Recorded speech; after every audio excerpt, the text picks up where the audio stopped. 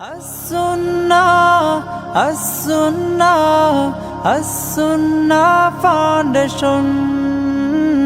As-Sunnah, As-Sunnah, As-Sunnah Foundation. আসসালামু আলাইকুম ওরহমতুল্লাহ বরাকাতু। আলহামদুলিল্লাহ ওয়াসসালাতু ওয়াসসালামু আলা রাসূলিল্লাহ ওয়া আলা আলিহি ওয়া আসহাবিহি ওয়া মান ওয়ালাহু আম্মা বা'দ। সুপ্রিয় দর্শক শ্রোতা ভাই বোন, দেশ কিংবা প্রবাস যে যেখান থেকে দেখছেন, আপনাদের সকলকে সাদর আমন্ত্রণ জানাচ্ছি আস-সুন্নাহ ফাউন্ডেশনের স্টুডিও থেকে। আপনারা দেখছেন আস-সুন্নাহ ফাউন্ডেশন আয়োজিত সাপ্তাহিক সরাসরি প্রশ্ন উত্তরমূলক অনুষ্ঠান শরীআই সমাধানের 255তম পর্ব। অন্যান্য দিনের মতো আজও ইনশা আল্লাহ তাআলা আপনাদের সঙ্গে ঘণ্টা ব্যাপী থাকছি এবং আপনাদের করা জীবন জিজ্ঞাসার উত্তর কোরআন এবং হাদিসের আলোকে দেওয়ার চেষ্টা করব, আল্লাহ তাআলা তৌফিক দিলে। প্রিয় দর্শক, আপনার যে কোনো জীবন ঘনিষ্ঠ জিজ্ঞাসা বাংলায় সংক্ষেপে এই পোস্টের মন্তব্যের ঘরে লিখুন। আমরা আপনার প্রশ্ন উত্তর দেওয়ার আপ্রাণ চেষ্টা অব্যাহত রাখব ইনশা আল্লাহ তাআলা। আপনাদের পছন্দের এবং আপনাদের ভালোবাসার এই অনুষ্ঠানটি আপনারা দেখতে পাচ্ছেন আমাদের ভেরিফাইড ফেসবুক পেজে, আমাদের ভেরিফাইড ইউটিউব চ্যানেলে, আস-সুন্নাহ ফাউন্ডেশনের ভেরিফাইড ফেসবুক পেজ এবং আমাদের অন্য পেজ ও চ্যানেল সমূহ একযোগে যে কোনো জায়গায় প্রশ্ন করলে ইনশাআল্লাহ আমরা আপনাদের প্রশ্নগুলোকে কালেক্ট করে উত্তর দেওয়ার চেষ্টা করব। যেসব প্রশ্ন উত্তর একান্ত দেওয়া সম্ভবপর হবে না, আমরা ইনশাআল্লাহ তাআলা সেগুলো আগামীকাল এবং পরশু অফিস টাইমে রিপ্লাইয়ের মাধ্যমে আপনাদেরকে দেওয়ার চেষ্টা করব, আল্লাহ তৌফিক দিলে। প্রিয় দর্শক, লাইভের শুরুতে আস-সুন্নাহ ফাউন্ডেশনের কোনো আপডেট থেকে থাকলে সেটি সাধারণত আপনাদের সাথে আমরা শেয়ার করে থাকি। তারই ধারাবাহিকতায় আমরা আজ আপনাদেরকে আমাদের দুটি বিষয়ের আপডেট শেয়ার করতে পারি। তার একটি হলো আস-সুন্নাহ ফাউন্ডেশনের ইফতার প্রজেক্ট 2025। এটার আওতায় ইতিমধ্যে আপনারা দেখেছেন 12,000 পরিবারের জন্য আমরা প্রায় 100 টনের মতো ইফতার সামগ্রী কিনে সেগুলো দেশের প্রত্যন্ত অঞ্চলে পাঠিয়ে দিয়েছি প্যাকেট করে। অভাবী দুস্থ রোজাদারদের বাসা বাড়িতে সেগুলো ইতিমধ্যে পৌঁছে দিতে শুরু করেছে।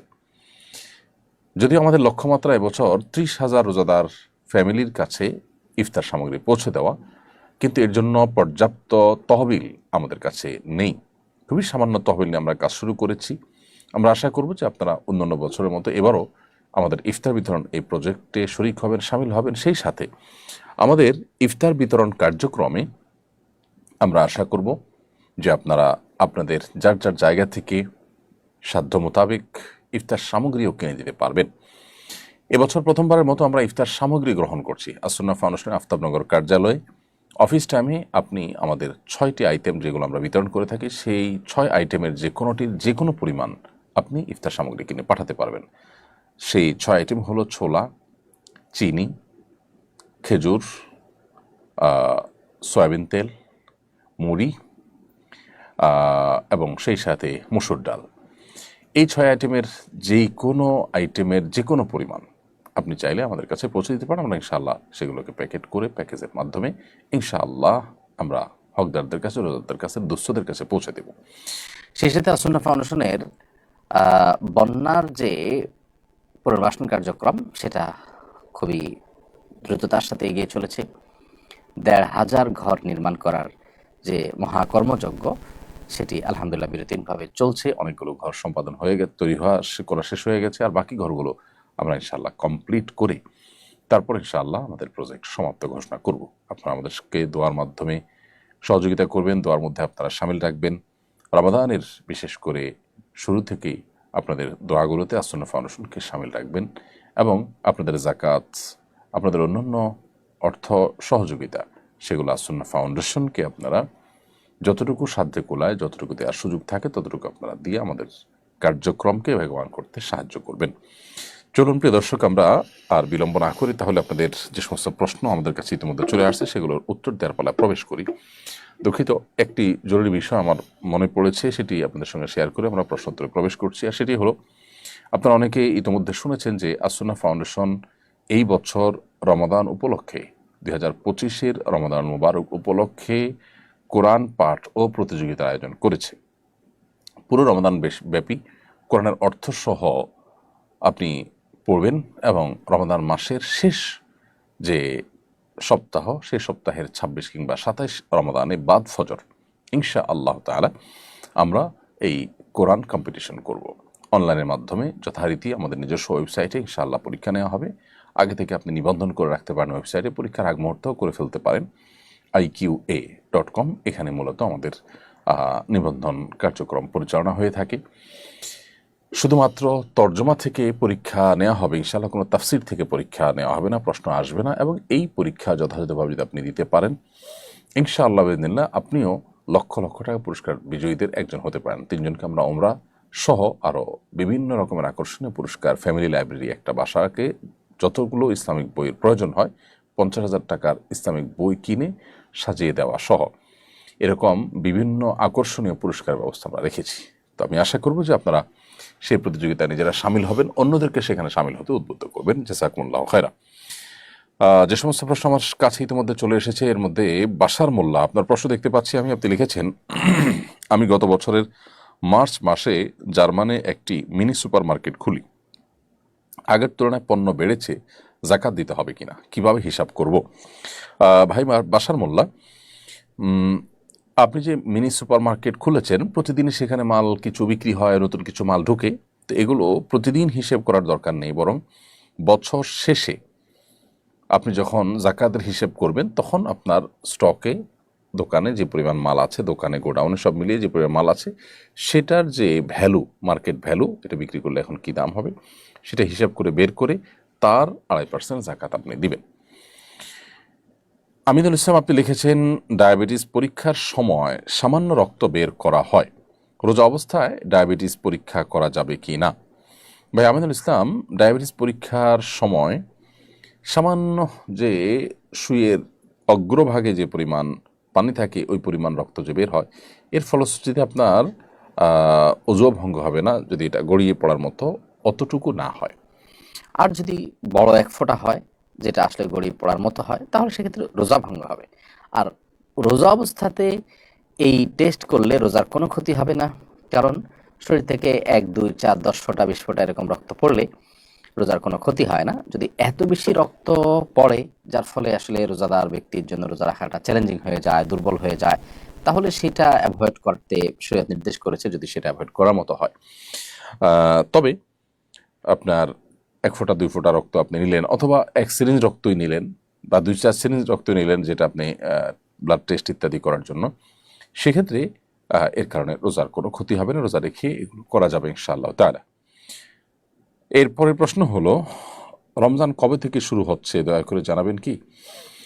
প্রিয় দর্শক, রমাদান আমরা কবে থেকে ঠিক শুরু করতে যাচ্ছি সেটি এই মুহূর্তে বলা কিছুটা কঠিন, তবে আমরা কিছুটা ধারণা দিতে পারি। যেহেতু এটা চাঁদ ওঠার উপর নির্ভরশীল, নবী সাল্লাল্লাহু আলাইহি ওয়াসাল্লাম বলেছেন সুমুলিল ইয়াতি ও আফতুলিল ইয়াতি, তোমরা চাঁদ দেখে সিয়াম পালন করবে, চাঁদ দেখে ঈদ উদযাপন করবে, অতএব চাঁদ দেখার উপর এটি নির্ভরশীল।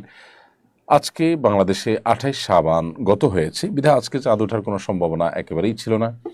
আগামীকাল অর্থাৎ শনিবার সন্ধ্যায় বাংলাদেশে আকাশে আমরা চাঁদ তালাশ করার চেষ্টা করব। আমি এই লাইভ অনুষ্ঠানের মাধ্যমে আপনাদের সবাইকে উদাত্ত আহ্বান রাখতে চাই, আমরা সবাই যার যার জায়গা থেকে চাঁদ তালাশ করার চেষ্টা করবো ইনশাআল্লাহ তাআলা। শনিবার সন্ধ্যায় সূর্যাস্তের সঙ্গে সঙ্গে বা সূর্যাস্তের ঠিক আগ মুহূর্তে থেকে আমরা পশ্চিম আকাশে চাঁদ তালাশ করবো ইনশাআল্লাহ। রমাদানের চাঁদ যদি আমরা দেখতে পাই ইনশাআল্লাহ, তাহলে শনিবারই আমরা প্রথম তারাবি আদায় করব এবং শনিবার সন্ধ্যা থেকে রমাদান শুরু হয়ে যাবে এবং ভোর রাতে আমরা সাহারি করবো ইনশাআল্লাহ তাআলা। এর সম্ভাবনা যথেষ্ট প্রবল। আর যদি কোনো কারণে শনিবার সন্ধ্যায় চাঁদ দেখা প্রমাণিত না হয়, সাব্যস্ত না হয়, তাহলে নিশ্চিত আমরা রবিবার সন্ধ্যা থেকে, রবিবার রাত থেকে আমরা তারাবি সালাত আদায় করবো ইনশাআল্লাহ তাআলা। আল্লাহ তাআলা আমাদেরকে রমাদানকে অর্থবহ এবং সার্থক করার মতো আমল দিয়ে সাজাবার তৌফিক দান করুন। রমাদানকে আল্লাহ তাআলা আমাদের জন্য বারাকা দিয়ে, মাগফিরাত দিয়ে পরিপূর্ণ করে দিন। লিয়া আক্তার আপনি লিখেছেন, আমার স্বামী মারা যাওয়ার আগে নামাজ পড়তে চেয়েছিলেন, তিনি সিসিউতে ছিলেন, আমি নামাজ পড়াতে পারিনি, আমি কি গুনাহগার হব? বোন লিয়া আক্তার, আপনার স্বামী মৃত্যুর আগে যে নামাজ পড়তে চেয়েছেন, যেহেতু তিনি সিসিউতে ছিলেন, নামাজ পড়াবার মতো কোনো পরিবেশ পরিস্থিতি হয়তো ছিল না, সেটাই যদি হয়ে থাকে তাহলে আপনার এখানে কোনো দায় নেই। তবে অনেক সময় দেখা যায় আমাদের পেশেন্টদেরকে আমরা একটু কষ্ট করলে তাদেরকে সালাত আদায় করতে পারি। তাদের শরীরের বিভিন্ন জায়গায় সুই ফোড়ানো, বিভিন্ন রকমের তার ইত্যাদি লাগানো, পাইপ ইত্যাদি লাগানো, এরকম অবস্থাতেও তাদেরকে কিন্তু আমরা টেস্ট করার জন্য স্থানান্তর করি, মুভ করাই। নামাজের জন্য আমরা এটুকুন কষ্ট করতে অনেক সময় রাজি না। সেটা যদি হয়ে থাকে তাহলে সেটা তো অবশ্যই ভুল। কিন্তু আপনি যেটুকু বলেছেন তাতে যা বোঝাতে চেয়েছেন যে সিসিউদ্দিন নামাজ পড়ার মতো কোনো অবস্থাতে ছিলেন না, হয়তো সেন্সলেস ছিলেন বা কিছু, তাহলে সেক্ষেত্রে আপনার কোনো দায় সেখানে নেই ইনশাআল্লাহ তাআলা। সাম্প্রতিক আইনশৃঙ্খলা পরিস্থিতি অবনতির প্রেক্ষাপটে চোর ছিনতাইকারীদেরকে গণধোলাই দেওয়ার পক্ষে সোশ্যাল মিডিয়া বেশ হাইপ উঠেছে। অনেকে বর্তমানে এটাকে সমাধান ভাবছেন। এ বিষয়ে শরীয়তের নির্দেশনা কি? দেখুন, দুর্ভাগ্যজনক বাস্তবতা যে আমাদের দেশে আইনশৃঙ্খলা পরিস্থিতি বেশ খানিকটাই শুধু নয়, বেশ খানিকটাই অবনতি হয়েছে এবং জনমনে বেশ কিছুটা আতঙ্ক তৈরি হয়েছে। এর কিছু তো বাস্তব ঘটনা যেমন আছে, আবার কিছুটা আতঙ্ক সৃষ্টি করার একটা অপপ্রয়াসও আছে, সেটিও কিন্তু বোঝা যায়। ব্যাপার যাই ঘটুক না কেন, যে কিছু কিছু ঘটনা ঘটছে এবং চুরি ডাকাতি বেড়েছে, এটা তো ওপেন সিক্রেট, আমরা সবাই জানি। তো এই পরিস্থিতিতে থামাবার উপায়টা কি? দেখুন, যারা বলছেন যে চোর ছিনতাইকারী ধরেই গণধোলাই দিতে হবে, তাদের সাথে আমি বিনয়ের সাথে ভিন্নমত পোষণ করছি। সন্দেহাতীতভাবে চুরি ছিনতাইতে যারা লিপ্ত তাদেরকে ধরবার জন্য এলাকায় এলাকায় বিভিন্ন টিম করে করে মানুষ পাহারাদারি করা উচিত এবং ধরার সাথে সাথে তাদেরকে আইনশৃঙ্খলা রক্ষাকারী বাহিনীর হাতে সোপর্দ করা উচিত। খুবই যৌক্তিক একটা প্রশ্ন উঠে আসবে এখন, যে আইনশৃঙ্খলা রক্ষাকারী বাহিনীর হাতে ছেড়ে দিলে তারা আবার ছেড়ে দিবে। এই জায়গাটাতে আমাদের খুব বেশি মনোযোগ দেওয়া দরকার, শক্তি ব্যয় করা দরকার, যে আইনশৃঙ্খলা রক্ষাকারী বাহিনীরা যাতে কোনোভাবে এদেরকে ছাড় দিতে না পারে, ছেড়ে দিতে না পারে, সে ব্যাপারে নজরদারি করা, সে ব্যাপারে আমাদের বিশেষভাবে মনোযোগী হওয়া, আন্দোলন সংগ্রাম করা, এটা জরুরি। আমরা যদি আইন হাতে তুলে নেই তাহলে সেক্ষেত্রে অনেক নিরীহ মানুষ মারা যাবে এবং একটা মানুষ দেখা যাবে যে একটা অপরাধ করেছে, সে অপরাধে তার আসলে জীবন নিয়ে ফেলা মতো অপরাধ সে করেনি, কিন্তু সেটাও হয়ে যাবে এবং এইটাকে কেন্দ্র করে মানুষ যার যার শত্রুতা উদ্ধার করা শুরু করবে। ইতিপূর্বে যখন এরকম ঘটনা ঘটেছে, আইন হাতে নেওয়ার যদি কোনো সুফল আপনি দেখেনও, তার কুফল কিন্তু অনেক বেশি। বিধায় একটা সমাজে গৃহযুদ্ধ অথবা একটা সমাজে অস্থিতিশীল একটা পরিস্থিতি এটা তৈরি হোক, এটা যদি আমরা না চাই, তাহলে সেক্ষেত্রে আইন হাতে তুলে নেওয়ার পক্ষে আমরা অনুগ্রহ করে কোনো ক্যাম্পেইন করব না, বরং আইন হাতে তুলে নেওয়ার জন্য যে শক্তিটা আমরা ক্ষয় করব, ওই শক্তি প্রয়োজনে আইন শৃঙ্খলা কেন বাস্তবায়ন করা হচ্ছে না সরকারের বিরুদ্ধে আমরা আওয়াজ তুলতে পারি, চাপ সৃষ্টি করতে পারি এবং নিজেরা আমরা পাহারাদারি করতে পারি। দেশের জনগণ বিভিন্ন প্রান্তে প্রান্তে এলাকা এলাকায় যদি নিজেরা দায়িত্বশীল ভূমিকা পালন করেন, তাহলে সেক্ষেত্রে এটা কিছুটা হলেও কমিয়ে আনা সম্ভব। আল্লাহ তাআলা আমাদেরকে নিরাপদ একটি আবাসভূমি দান করুন, আমাদের প্রিয় স্বদেশকে সকল অশান্তি, সকল অপরাধ কর্ম, সকল অস্থিতিশীলতা এগুলো থেকে আল্লাহ তাআলা হেফাজতে রাখুন।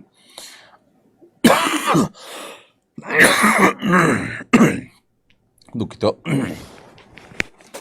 বর্তমান সময়ে আমাদের সন্তানকে পড়াশোনার প্রয়োজনীয় এবং যোগাযোগ রক্ষার্থে মোবাইল, কম্পিউটার, ট্যাব সহ ইলেকট্রনিক ডিভাইস দিতে হচ্ছে, কিন্তু দুশ্চিন্তাও হচ্ছে যে তারা এসবের অসৎ ব্যবহার করছে কিনা, কোনো আপত্তিকর ওয়েবসাইটে ঢুকে যাচ্ছে কিনা।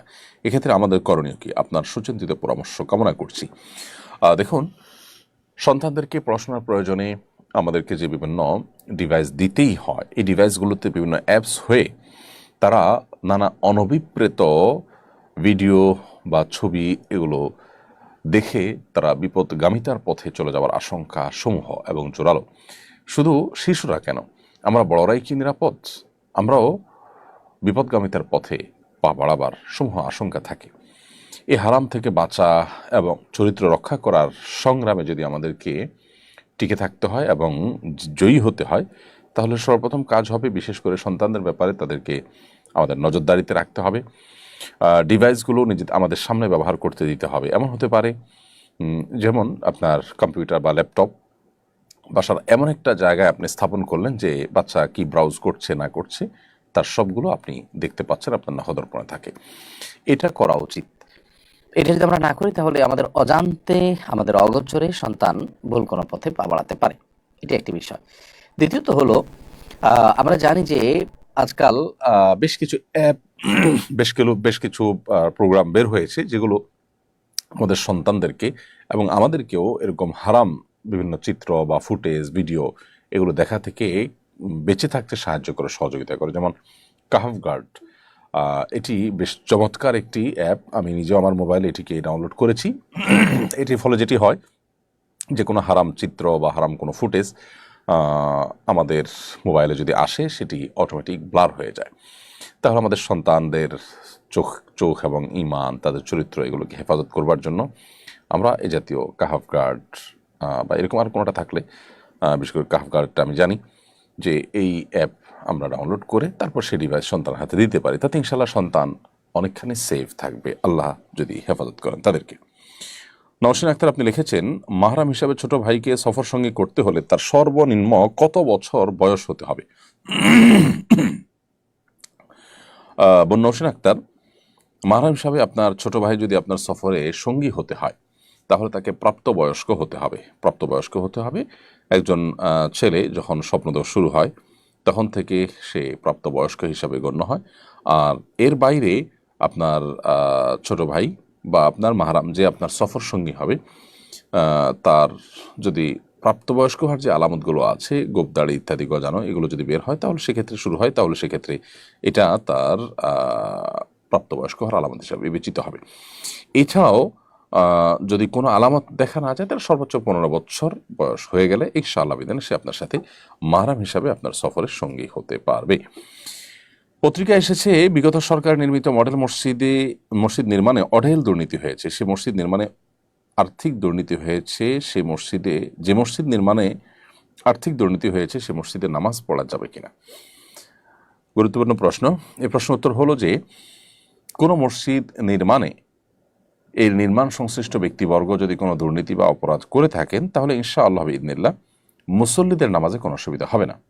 কারণ প্রথমত আল্লাহ সুবহানাহু ওয়া তাআলা কোরআনে কারিমে একাধিক জায়গায় আমাদেরকে এ বিষয়ে জানিয়েছেন যে আল্লাহ তাযরু ওয়াজিরাতুন বিজরা উখরা, কেউ কারোর পাপের বোঝা বহন করবে না। যেহেতু কেউ কারোর পাপের বোঝা বহন করবে না, অতএব আমরা অন্য কেউ মসজিদ তৈরি করতে গিয়ে দুর্নীতি করেছে, অন্যায় করেছে, এরকম কোনো বিষয় আশয় সেটার দায়ভার আমাদের উপর আসবে না ইনশাআল্লাহ তাআলা। হ্যাঁ, কোনো অন্যের জায়গা জবরদখল করে বা কারোর জায়গায় অন্যায়ভাবে মসজিদ নির্মাণ করলে বা জায়গা ছিনতাই করে সেখানে মসজিদ নির্মাণ করলে সেই জায়গায় নামাজ হবে কিনা এটা নিয়ে ওলামাদের মধ্যে দুইটা মত আছে। এক্ষেত্রেও বিশুদ্ধ মত হলে নামাজ হয়ে যাবে, তবে বিকল্প থাকলে সেই মসজিদে যাওয়া উচিত নয়। বাট মসজিদের জায়গা নিয়ে সমস্যা নাই, নির্মাণ হয়েছে যে টাকা সেটা নিয়েও সমস্যা নাই, বাকি নির্মাণ করতে গিয়ে তসরুফ হয়েছে, নির্মাণকারীদের কেউ বা সংশ্লিষ্ট কেউ কোনো প্রকার দুর্নীতি করেছেন, এর দায় মুসল্লিদের উপর আসবে না ইনশাআল্লাহ তাআলা। পত্রিকা এসে আপনার প্রশ্ন তো দিয়েছি। সরকারের ঘোষণা অনুযায়ী সামনে হজের খরচ কমবে, আপনি কতটা আশাবাদী? আমি যতটুকু জানি হজের খরচ তো ঘোষিত হয়ে গেছে, এখন তো আর কমার বা বাড়ার কোনো স্কোপ দেখছি না। অবশ্য বেশ অনেক আগে থেকে সরকারের সংশ্লিষ্ট দপ্তর থেকে বারবার বলা হচ্ছিল যে হজের খরচ এবছর কমবে। কতটা কমবে আমি সেটা আসলে খুব বেশি আশাবাদী না। কারণ হলো আসলে রিয়ালের দামের উপরে হজের রেট অনেকটা নির্ভর করে, আর অনেকখানি নির্ভর করে বিমান ভাড়ার উপরে। বিমান ভাড়া এটা কমানোর ক্ষেত্রে বাংলাদেশ এবং সৌদি এয়ারলাইন্স, বাংলাদেশ বিমান এবং সৌদি এয়ারলাইন্স, এই উভয় ক্যারিয়ার কর্তৃপক্ষ তাদের সদিচ্ছা ছাড়া এটা আসলে কঠিন। হাজিদের কাছ থেকে যে পরিমাণ ভাড়া নেওয়া হয় সেটা রীতিমতো জুলুম। একজন যাত্রীর জন্য বিমান যাওয়া আসার যে খরচ, সেটার খরচ নেওয়া হয় ডাবল, কারণ যাত্রীদেরকে নেওয়ার জন্য ফ্লাইটগুলো নিয়ে যায় আবার খালি আসে। এই ডাবল নেওয়াটা যৌক্তিক, কিন্তু এই ডাবল নেওয়ার কথা বলে মূলত প্রায় ট্রিপল পরিমাণ নেওয়া হয়। এটা একটা দুর্ভাগ্যজনক বাস্তবতা। তো এটা কমা উচিত এবং এটা কমানোর পরে আন্তরিকতা থাকা দরকার, কিন্তু এত অল্প সময়ের ভিতরে সেটা আদৌ হবে বলে আমরা জানি না। তবে হ্যাঁ, সরকার যে সদিচ্ছা পোষণ করেছে, চেষ্টা করেছে, এটাও সাধুবাদ পাওয়ার যোগ্য। মসজিদের ফান্ডের গচ্ছিত টাকা দিয়ে এলাকাবাসীর জন্য ইফতার আয়োজন করা যাবে কি না? গুরুত্বপূর্ণ প্রশ্ন রমাদান এসছে। মসজিদের তহবিলের টাকা দিয়ে এলাকাবাসীর জন্য বা মসজিদের মুসল্লিদের জন্য ইফতারের কোনো আয়োজন করা যাবে না।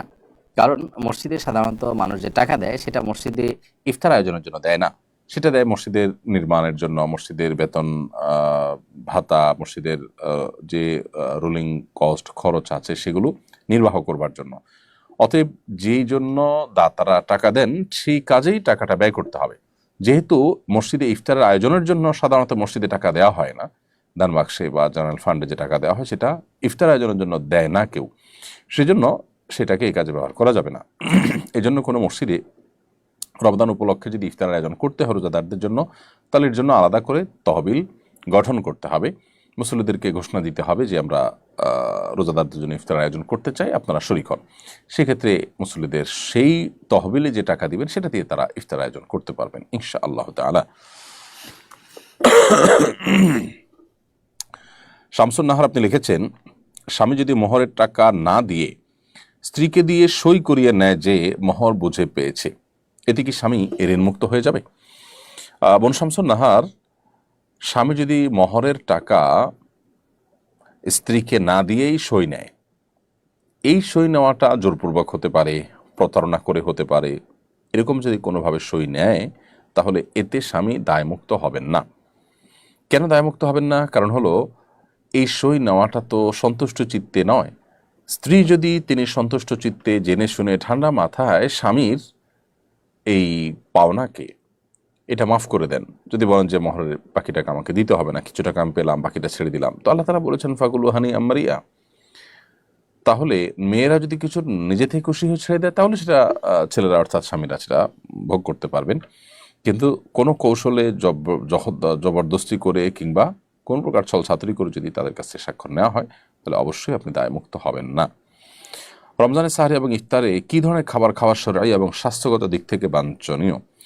স্বাস্থ্যগত দিক থেকে আমাদের সাহরি এবং ইফতারিতে কী ধরনের খাবার থাকা দরকার সেটা অবশ্য স্বাস্থ্য বিশেষজ্ঞগণ খুব ভালো বলতে পারবেন। তবে আমরা সবাই কমন কিছু বিষয় জানি, তার মধ্যে থেকে একটা হলো যে ইফতারিতে খুব বেশি ভাজা পোড়া এটা আমাদের স্বাস্থ্যের জন্য মোটেও ভালো নয়, এবং এটার কারণে অনেক অস্বস্তিতে আমরা ভুগতে হয়। এর কারণে আমাদের তারাবি, আমাদের রাতভর জেগে ইবাদত বন্দেগী, অন্যান্য এক আমল করে, এমনকি দিনের বেলা রোজা রাখাটা অনেক সময় কষ্টকর হয়ে যায়।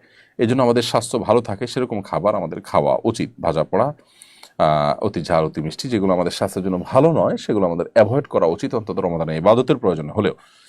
দ্বিতীয়ত হলো আমরা ইফতার এবং সাহরিতে খেজুর অবশ্যই রাখার চেষ্টা করব। এটাতে প্রচুর পরিমাণ খাদ্যশক্তি, এনার্জি যেমন রয়েছে, এমনিভাবে এমন সব খাবার রাখবো, দেশীয় ফল এবং অন্যান্য খাবার যেগুলো সুফল আমাদের শরীরে নানাভাবে ইনশাআল্লাহ আসবে, বিধে আমরা সেই দিকটাকে বিশেষভাবে খেয়াল রাখবো, মনোযোগ দেব ইনশাআল্লাহ। এবং খুব বেশি আপনার উদরপূর্ণ করে খেলে ইবাদতবন্দি করতে অসুবিধা হয়, সেটা অস্বস্তির কারণ হয়, সেটা আমাদের স্বাস্থ্যের জন্য খারাপ হয় এবং শরীয়ত ও শিল্পের জন্য আমাদেরকে নিরুৎসাহিত করেছে। সেজন্য আমরা চেষ্টা করব যে সাহরি ইফতারিতে খুব বেশি উদরপূর্ণ করে না খেতে, এই চেষ্টা আমাদের মধ্যে থাকতে হবে। ওমরার জন্য সৌদি আরবে ভ্রমণে মেনিনজাইটিস টিকা নেওয়ার বাধ্যবাধকতা তুলে নিয়েছে দেশের সরকার। বিষয়টা সম্পর্কে আপনার মন্তব্য জানতে চাই। এ বিষয়ে স্বাস্থ্য বিষয়ে বিশেষজ্ঞ কেউ ভালো মন্তব্য করতে পারবেন যে এটা যথাযথ হয়েছে কি হয়নি। তবে আমি একজন সাধারণ নাগরিক হিসাবে যে মন্তব্য করতে চাই সেটি হলো, এই টিকাটা আমাদের জন্য অনেক কষ্টের ছিল নানাভাবে, অতএব এটা তোলাতে বেশ খানিকটা সুবিধা হলো হাজী সাহেবদের। আর সৌদি আরবের আপনার যে আপনার স্বাস্থ্যগত অসুবিধার কারণে বা যে জটিলতার ভিত্তিতে, যে পরিস্থিতির ভিত্তিতে এই টিকা দেওয়ার কথা বলা হচ্ছে, সেটা বহু আগের কথা, বহু বছর আগের কথা। সেই পরিস্থিতি, সেই পরিবেশ সৌদি আরবে এখন আদৌ আছে কিনা আমি জানি না। বিধায় এই টিকা দেওয়ার ফলে অনেকের জ্বর হয়, অনেকে অসুস্থ হয়ে পড়েন, অনেকের জন্য এটা নেওয়া কষ্টকর হয়। বিধায় সেই দৃষ্টিকোণ থেকে আমি এটাকে ভালো মনে করছি একজন নাগরিক হিসাবে। আমার অভ্যাস হলো কাজের ফাঁকে যখনই সুযোগ হয় ইউটিউবে বিভিন্ন স্কলার আলোচনা শোনা। ইদানিং দিনই আলোচনার মধ্যেও নানা ধরনের বিজ্ঞাপন চলে আসে। এক্ষেত্রে আমাদের করণীয় কী? কীভাবে এ ধরনের উপদ্রব থেকে আমরা নিজেদেরকে বাঁচাতে পারি, নিজের চোখকে হেফাজত করতে পারি? প্রিয় ভাই, এ ধরনের পরিস্থিতি আমাদের সবারই কম বেশি পড়তে হয়। খুবই দুর্ভাগ্যজনক একটি বাস্তবতা। আজকাল ফেসবুক, ইউটিউব সহ এমনকি অনলাইনে বিভিন্ন ব্রাউজারে আমাদেরকে সার্চ করতে হয়, আমাদের ব্রাউজ করতে হয়, অনেক কিছু আমাদেরকে খুঁজতে হয়, রিড করতে হয়, স্টাডি করতে হয়। এগুলো করতে গিয়ে আমরা যেমন উপকারী নলেজ অর্জন করছি, সেই সাথে অনেক হারাম দৃশ্য আমাদের চোখের সামনে চলে আসে। আমরা অনবরত গুনাহে লিপ্ত হয়ে যাচ্ছি, আমাদের ঈমান দুর্বল হচ্ছে, আমরা নানান দিক থেকে পিছিয়ে পড়ছি একজন মুসলমান হিসেবে। এই যে আমাদের তাকওয়া এবং ঈমানের ঘাটতি আসছে, দুর্বলতা আসছে, চরিত্র নষ্ট হচ্ছে, এটা থেকে বেঁচে থাকাটা খুবই গুরুত্বপূর্ণ বিষয়। জান্নাতুল ফেরদাউসের অধিকারীদেরকে আল্লাহ রাব্বুল আলামিন তাদের বৈশিষ্ট্য বলেছেন, ওয়াল্লাযীনা হুম লিফুরুজিহিম হাফিজুন, যারা তাদের ইজ্জত, সম্ভ্রম, চরিত্রকে হেফাজত করতে পেরেছে। তো আমরা তো সেটা সোশ্যাল মিডিয়ার এই যুগে বিশেষ করে এ জাতীয় হারাম বিজ্ঞাপন ইত্যাদি যেখানে অহরহ আসছে, কোনো ভিডিও দেখতে গেলে বিশেষ করে যে হারাম বিজ্ঞাপনগুলো আসে, সেটা থেকে আমরা আত্মরক্ষার কোনো উপায় পাচ্ছি না। এবং ইদানিং যেটা হয়েছে যে কোনো চ্যানেলে মনিটাইজেশন অন করা না থাকলেও সেখানে বিজ্ঞাপন আসে। অর্থাৎ আপনি কোনো চ্যানেলের মালিক, আপনি কোনো ভালো ভিডিও আপলোড করবেন, সেখানে আপনি মনিটাইজেশন করে পয়সা উপার্জন করবেন না, তারপরও সেখানে বিজ্ঞাপন আসবে। অর্থাৎ একরকম বাধ্যতামূলক করে দেওয়া হয়েছে যে আমরা ভিডিও দেখব আর বিজ্ঞাপন দেখব না, এমনটি হতে পারে না। তো এইরকম পরিস্থিতিতে মাহফিল অ্যাপ, একটা অ্যাপ আছে বেশ ভালো, আমি ব্যক্তিগতভাবে জানি, চিনি, এবং আলহামদুলিল্লাহ এটা যারা করেছেন তারা বেশ চমৎকার করে করেছেন। এই মাহফিল অ্যাপটি ব্যবহার করা যেতে পারে। এই মাহফিল অ্যাপের সুবিধা হলো যে এখানে বড় বড় স্কলার, বড় আলেমদের ভিডিও আপলোড করা হয়, আমার ভিডিওগুলো সেখানে আপনি পাবেন। তো মাহফিল অ্যাপে গিয়ে যদি আপনি ভিডিওগুলো দেখেন তাহলে ইনশাআল্লাহ বিদিনিল্লাহ আপনি হারাম অ্যাড মুক্তভাবে ভিডিওগুলো দেখতে পারবেন। তো আমি আপনাকে পরামর্শ দিব যে মাহফিল অ্যাপের মধ্যে প্রবেশ করে আপনি আলেমুল আমাদের বক্তব্য, ওয়াজ নসিহত এগুলো শুনুন, ইনশাআল্লাহ আশা করা যায় যে হারাম থেকে বেঁচে থাকতে পারবেন। হজ এজেন্সি অ্যাসোসিয়েশন নির্বাচনের একজন প্রার্থী কিছুদিন আগে বলেছেন তিনি নির্বাচিত হলে হজযাত্রীর প্রতি 30,000 টাকা অতিরিক্ত নিয়ে এজেন্সিগুলোর মধ্যে ভাগ করে দেবেন। এই অভিপ্রায় শরীয়তের দৃষ্টিকোণ থেকে সঙ্গত কিনা? শরীয়তের দৃষ্টিকোণ থেকে সঙ্গত হওয়া তো প্রশ্নই ওঠে না। কোনো দৃষ্টিকোণ থেকে এটা সঙ্গত হওয়ার কোনো কারণ থাকতে পারে না। হজযাত্রীদের হজের খরচ বাড়িয়ে সেটা তারা নেতারা ভাগ করে নেবেন, এটা তো খুল্লম খোলা ডাকাতি বলা যেতে পারে।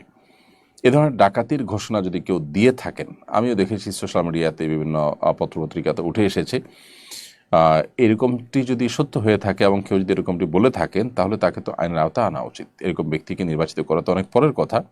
এ ধরনের গর্হিত কথা যদি কেউ বলে থাকে তাহলে তাকে রীতিমতো আইনের আওতায় আনা উচিত, কারণ তিনি ডাকাতি করার ঘোষণা দিয়েছেন। এমনিতে আমাদের দেশে হাজী সাহেবদের উপরে যে পরিমাণ জুলুম করা হয়ে থাকে, বিমান ভাড়া 3 গুণ পর্যন্ত নেওয়া হয়ে থাকে, এবং আরও নানাবিধভাবে হাজী সাহেবদের হজ করাকে কঠিনতর করা হয়েছে। যেখানে বাংলাদেশে প্রতি বছর হজে যাওয়ার জন্য মানুষ সিরিয়াল ধরে বসে থাকতে হতো, রেজিস্ট্রেশন করতে হতো, সেখানে এখন সৌদি গভর্নমেন্ট আমাদেরকে যে কোটা দেয় সে কোটাটা পর্যন্ত পূরণ হয় না। এরকম পরিস্থিতি হয়ে গেছে এবং হজের ব্যয় খরচ বাড়তে বাড়তে সেটা মানুষের যে সামর্থ্যের সীমানা সেটা অনেক ক্ষেত্রে অনেকের জন্য পেরিয়ে গেছে। এরপর আবার হাবের নির্বাচনের কোনো প্রার্থী যদি হাজিদের খরচ 30,000 করে বাড়ায়া তারা নিজেরা ভাগযোগ করে নেবেন বলে থাকেন, তাহলে তিনি অবশ্যই ডাকাতির ঘোষণা দিয়েছেন। আল্লাহ তাআলা আমাদেরকে এ সমস্ত জুলুম থেকে রক্ষা করুন এবং হেফাজত করুন। ভারতের আসাম রাজ্যের সংসদে আগে শুক্রবার জুমার নামাজের জন্য 2 ঘন্টার বিরতি ছিল। সম্প্রতি বিজেপি শাসিত সংসদ বিরতি বাতিল করেছে। এ সময় যদি সংসদ চলে, বিধানসভার মুসলিম সদস্যদের করণীয় কি? দেখুন, পৃথিবীতে যারা নিজেদেরকে তথাকথিত গণতন্ত্রের রোল মডেল বলে, যারা নানা দিক থেকে আমাদের কাছে আদর্শ বলে আমাদের দেশে এক শ্রেণীর মানুষ সারাক্ষণ মুখে ফেনা তুলতে থাকেন, তাদের দেশে এই ধরনের আপনার দ্বিচারিতামূলক আচরণ, মুখে অনেক ভালো ভালো কথা বলা আর বাস্তবে মুসলমানদেরকে কোণঠাসা করে রাখার যে তাদের অপচেষ্টা, সেটা দিনের আলো মতো পরিষ্কার। দীর্ঘদিন থেকে সেটা আমাদের কাছে একেবারে ওপেন সিক্রেট হয়ে গেছে। তো এরকম পরিস্থিতিতে মুসলিম সংসদ সদস্য যারা আছেন তারা এটার বিরুদ্ধে প্রতিবাদ করা, সংসদের বাইরে যারা আছেন তারা প্রতিবাদ করা, সেটা যেমন আমাদের কর্তব্য, ঠিক একইভাবে বিধানসভার মুসলিম সদস্যরা ওই সময় বের হয়ে জুমার নামাজ পড়া তাদের উপরে আবশ্যক। কারণ জুমার নামাজ পড়াটা ফরজ। এই আবশ্যকীয় কাজটি আপনাকে করতেই হবে। আপনি প্রয়োজনে আপনার সংসদীয় অধিবেশন থেকে বের হয়ে নামাজ পড়ে তারপর আসবেন। কারণ ফরজ নামাজ বাদ দিয়ে করা যায় এমন কোনো কাজ পৃথিবীতে নেই। আল্লাহ তাআলা ইসলামে এমন কিছু রাখেন নাই যে ফরজ নামাজ বাদ দিয়ে সেটা করা যায়, বিধায় ফরজ আমাদেরকে পড়তে হবে। তাছাড়া সংসদে আমরা অনুপস্থিত থাকতে পারি, সেই সিস্টেম বা সেই সুযোগ, সে আইনও আছে। সংসদে অনুপস্থিত থাকলে 2-4 ঘন্টার জন্য গেলে যে সংসদ সদস্যপদ বাতিল হবে এমনও তো কথা নেই। তাহলে নামাজ পড়তে অসুবিধাটা কোথায়? আর যদি আল্লাহ না করে বাতিল হয়ও, সেরকম সিস্টেমও যদি কোনো জায়গায় থাকে, সেরকম জুলুমও যদি কোথাও থাকে, তারপর আমাকে নামাজ পড়তে হবে, নামাজ ছাড়া যাবে না। এরপরে আফিয়াত আসনাত এআইডি থেকে আপনি লিখেছেন, রমজানে মৃত ব্যক্তির জন্য কিভাবে দোয়া করব, কোনো খতম বা এই ধরনের কিছু করা জায়েজ আছে কিনা? খুবই প্রাসঙ্গিক একটি প্রশ্ন করেছেন আমাদের এক বোন। রমজানে মৃত ব্যক্তির জন্য আমরা দোয়া করতে চাই, বিশেষ করে রমজান উপলক্ষে আমাদের মৃত মা বাবা তাদের পক্ষ থেকে, আমাদের প্রিয়জনদের পক্ষ থেকে কিছু করার তাগাদা আমরা অনুভব করি। এক্ষেত্রে দোয়ার ক্ষেত্রে যেটি হবে যে আমরা নিজেরা আল্লাহর কাছে তাদের হয়ে তাদের জন্য মাগফিরাত কামনা করব, দুহাত তুলে দোয়া করব, চোখের পানি ফেলবো, অন্যদেরকে দিয়ে দোয়া করাবো বা অন্যদের কাছে দোয়া চাইবো তাদের জন্য, এটি হতে পারে। দ্বিতীয়ত, তাদের তরফ থেকে আমরা দান সাদাকা করব। মৃত ব্যক্তির জন্য যে সমস্ত বিষয়গুলো করা যায়, তাদের পক্ষ থেকে উমরা করা যায়, হজ করা যায়, দান সাদাকা করা যায়, কোনো ব্যক্তিকে আপনার খাদ্য দেওয়া যায়, আল্লাহর কাছে দোয়া করা যায়। অনেকগুলো আমাদের মতে আপনি কোরআন কারীমের তেলাওয়াত পড়ে যদি বলেন যে আল্লাহ এর সবটা আমি তাকে দিতে চাই, সেটা অনেকের মতে দেওয়া যায়। এই যে ব্যাপারগুলো যেগুলো মৃত ব্যক্তির তরফ থেকে করা যায় সেগুলো আপনি করবেন। এর বাইরে খতম করার একটা প্রচলন আমাদের সমাজে আছে যে রমজান উপলক্ষে আমাদের মৃত ব্যক্তির তরফ থেকে খতম করে। আসলে লোকজন ভাড়া এনে টাকা পয়সা দিয়ে খতম করালে সওয়াব তো হবেই না, বরং গুনাহ হবে। কারণ খতম কোরআন কারীম তেলাওয়াত পড়ে শেষ করা বা তেলাওয়াত করা এটা একটা ইবাদত, এটার বিনিময় দেওয়া এবং নেওয়া জায়েজ নাই, বিধায় এটা চলবে না। হ্যাঁ, আপনারা পরিবারের সদস্যরা কেউ কোনো অংশ তেলাওয়াত করলেন, করে এটার সওয়াব যেন আল্লাহ তাকে দেন সেই হিসাবে আপনি নিয়ত করলেন, বাস এটা হতে পারে। এবং আপনারা নিজেরা ভাগযোগ করে নিলেন, পুরো 30 পারা কোরআন নিজেরা ভাই বোন বা আত্মীয় স্বজনরা ভাগ করে নিলেন এবং সবাই যে যেটুকু পড়লেন এটার সব যেন আল্লাহ তাআলা তাকে পৌঁছে দেন সেজন্য দোয়া করি। এটা হতে পারে, অনেক ইমামদের মতে সেটির সুযোগ রয়েছে। এক কথিত কবি নবীজির শানে অশালীন শব্দ ব্যবহার করার কারণে তোলপাড় সৃষ্টি হয়েছে। এর জেরে না কাটতেই আরেকজন, যিনি পাঠ্যপুস্তক পরিমার্জন কমিটিতেও আছেন, এর চেয়ে জঘন্য উচ্চারণ করেছেন আল্লাহর নামে। এর কারণ কি বলে মনে করেন? এই ধরনের কর্মকাণ্ড প্রতিরোধের উপায় কি? দেখুন, আমাদের এই সমাজে মুসলমানরা উভয় সমস্যার মধ্যে মূলত নিপতিত। এক শ্রেণীর দুষ্ট লোক যারা এদেশের ভালো চায় না, যারা ভিনদেশীদের চর হিসাবে কাজ করে এখানে, তারা মুসলমানদের বিরুদ্ধে বিষোদ্গার করে আল্লাহ এবং তার রাসূল সম্পর্কে নানা সময় নানা কটূক্তি করে মুসলমানদেরকে ইমানি পরীক্ষার মধ্যে ফেলে দেয়। ইমানের দাবি পূরণ করতে গিয়ে মুসলমানরা যখন রিয়্যাক্ট করতে যায়, কথা বলতে যায়, তখন তারা বিদেশিদের কাছে এখানে মুসলমানদেরকে ভিলেন করে দেখাবার চেষ্টা করে। তো এই সমস্ত ক্ষেত্রে খুবই ট্যাক্টফুলি আমাদের কাজ করতে হবে, খুবই সচেতনতার সাথে কাজ করতে হবে। সেই সাথে সরকারে যারা থাকেন তাদের কর্তব্য হলো এ ধরনের অস্থিতিশীলতা সৃষ্টিকারী যারা আছে তাদেরকে কঠোর হস্তে দমন করা, যাতে করে কেউ মুসলমানদের এ ধরনের অনুভূতি নিয়ে খেলা করার সুযোগ না পায়। সেটা যদি তারা করেন তাহলে সেক্ষেত্রে মুসলমানদের আর রিয়্যাক্ট করার প্রয়োজন হয় না এবং সেটাকে নিয়ে তারা বাজেভাবে পৃথিবীর অন্যান্য শক্তিশালী দেশগুলোর কাছে তুলে ধরার মতো স্কোপও তারা আর পায় না। তো আমি আশা করব যে সংশ্লিষ্ট দায়িত্বশীল যারা আছেন সরকারের, তারা এই সমস্ত ক্ষেত্রে দায়িত্বশীলতার পরিচয় দিবেন। প্রিয় দর্শক, দেখতে দেখতে আমার অনুষ্ঠানের ঠিক মাঝামাঝি অংশ পেরিয়ে গেছি ইতিমধ্যে। ইনশাআল্লাহ বিদিল্লাহ ছোট্ট একটি বিরতির পর আপনাদের কাছে আবার ফিরে আসবো শেষ আমাদের অনুষ্ঠানে। আমি আশা করছি সে পর্যন্ত আমাদের সঙ্গেই থাকবেন ইনশাআল্লাহ তাআলা। কোরআন মানব জাতির মুক্তির সনদ, কোরআন আমাদের গাইড বুক। অথচ সমাজের খুব কম মানুষই কোরআন বোঝেন বা বোঝার চেষ্টা করেন। বছর জুড়ে কোরআন চর্চার লক্ষ্যে শুরু হলো আস-সুন্নাহ ফাউন্ডেশনের যাবৎকালের সর্ববৃহৎ প্রতিযোগিতা কোরআন বর্ষ। 2024 রমজান থেকে 2025 রমজান পর্যন্ত 6 ধাপে অনুষ্ঠিত হতে যাচ্ছে আল কুরআনুল কারীম পাঠ ও প্রতিযোগিতা। বিজয়ীদের জন্য থাকছে 3টি উমরা, 1টি কম্পিউটার, 5টি ব্যক্তিগত লাইব্রেরি, 6টি কিন্ডেল রিডার সহ 15 লক্ষ টাকার মূল্যবান সব পুরস্কার। আল্লাহ সুবহানাহু ওয়া তাআলা আমাদেরকে ভালো কাজে একে অন্যের সঙ্গে প্রতিযোগিতায় অবতীর্ণ হওয়ার নির্দেশ করেছেন। সুতরাং আসুন কোরআন চর্চার এই মহা আয়োজনে, কোরআনের এই বিশাল প্রতিযোগিতায় সামিল হয়ে নিজেদেরকে কোরআনের জ্ঞানে সমৃদ্ধ করি, জীবনকে করি কোরআনময়। পার্থিব সমস্ত মহামূল্যবান পুরস্কার জেতার পাশাপাশি আল্লাহ সুবহানাহু ওয়া তাআলার কাছ থেকে অফুরন্ত বিনিময় লাভের এই সুযোগটি যেন আমাদের কারোর হাতছাড়া না হয়। তাহলে আর দেরি নয়, শুরু করুন এখনই কোরআন বর্ষ, বছরব্যাপী কোরআন চর্চার এক অনন্য আয়োজন। আস-সুন্নাহ ফাউন্ডেশন, উম্মার সাথে।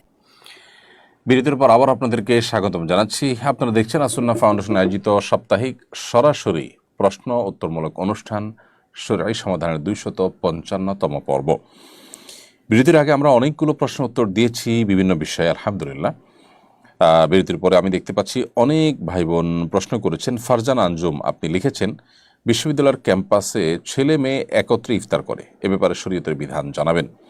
বোন ফারজান আঞ্জুম, বিশ্ববিদ্যালয়ের ক্যাম্পাসে হোক কিংবা কোনো ক্যান্টিনে হোক বা অন্য কোনো সাধারণ জায়গায় হোক, ছেলে এবং মেয়ে, নারী এবং পুরুষ একত্রে বসে যদি ইফতার করেন, তারা যদি গায়রে মাহরাম হয়ে থাকেন, তাহলে সেটি একটি নাজায়েজ এবং গুনাহের কাজ। কারণ একত্রে একই টেবিলে চেয়ারে শেয়ার করে তারা বসে পাশাপাশি ইফতার যদি করেন, তাহলে সেক্ষেত্রে শরীয়তের পর্দার বিধানকে তারা লঙ্ঘন করছেন।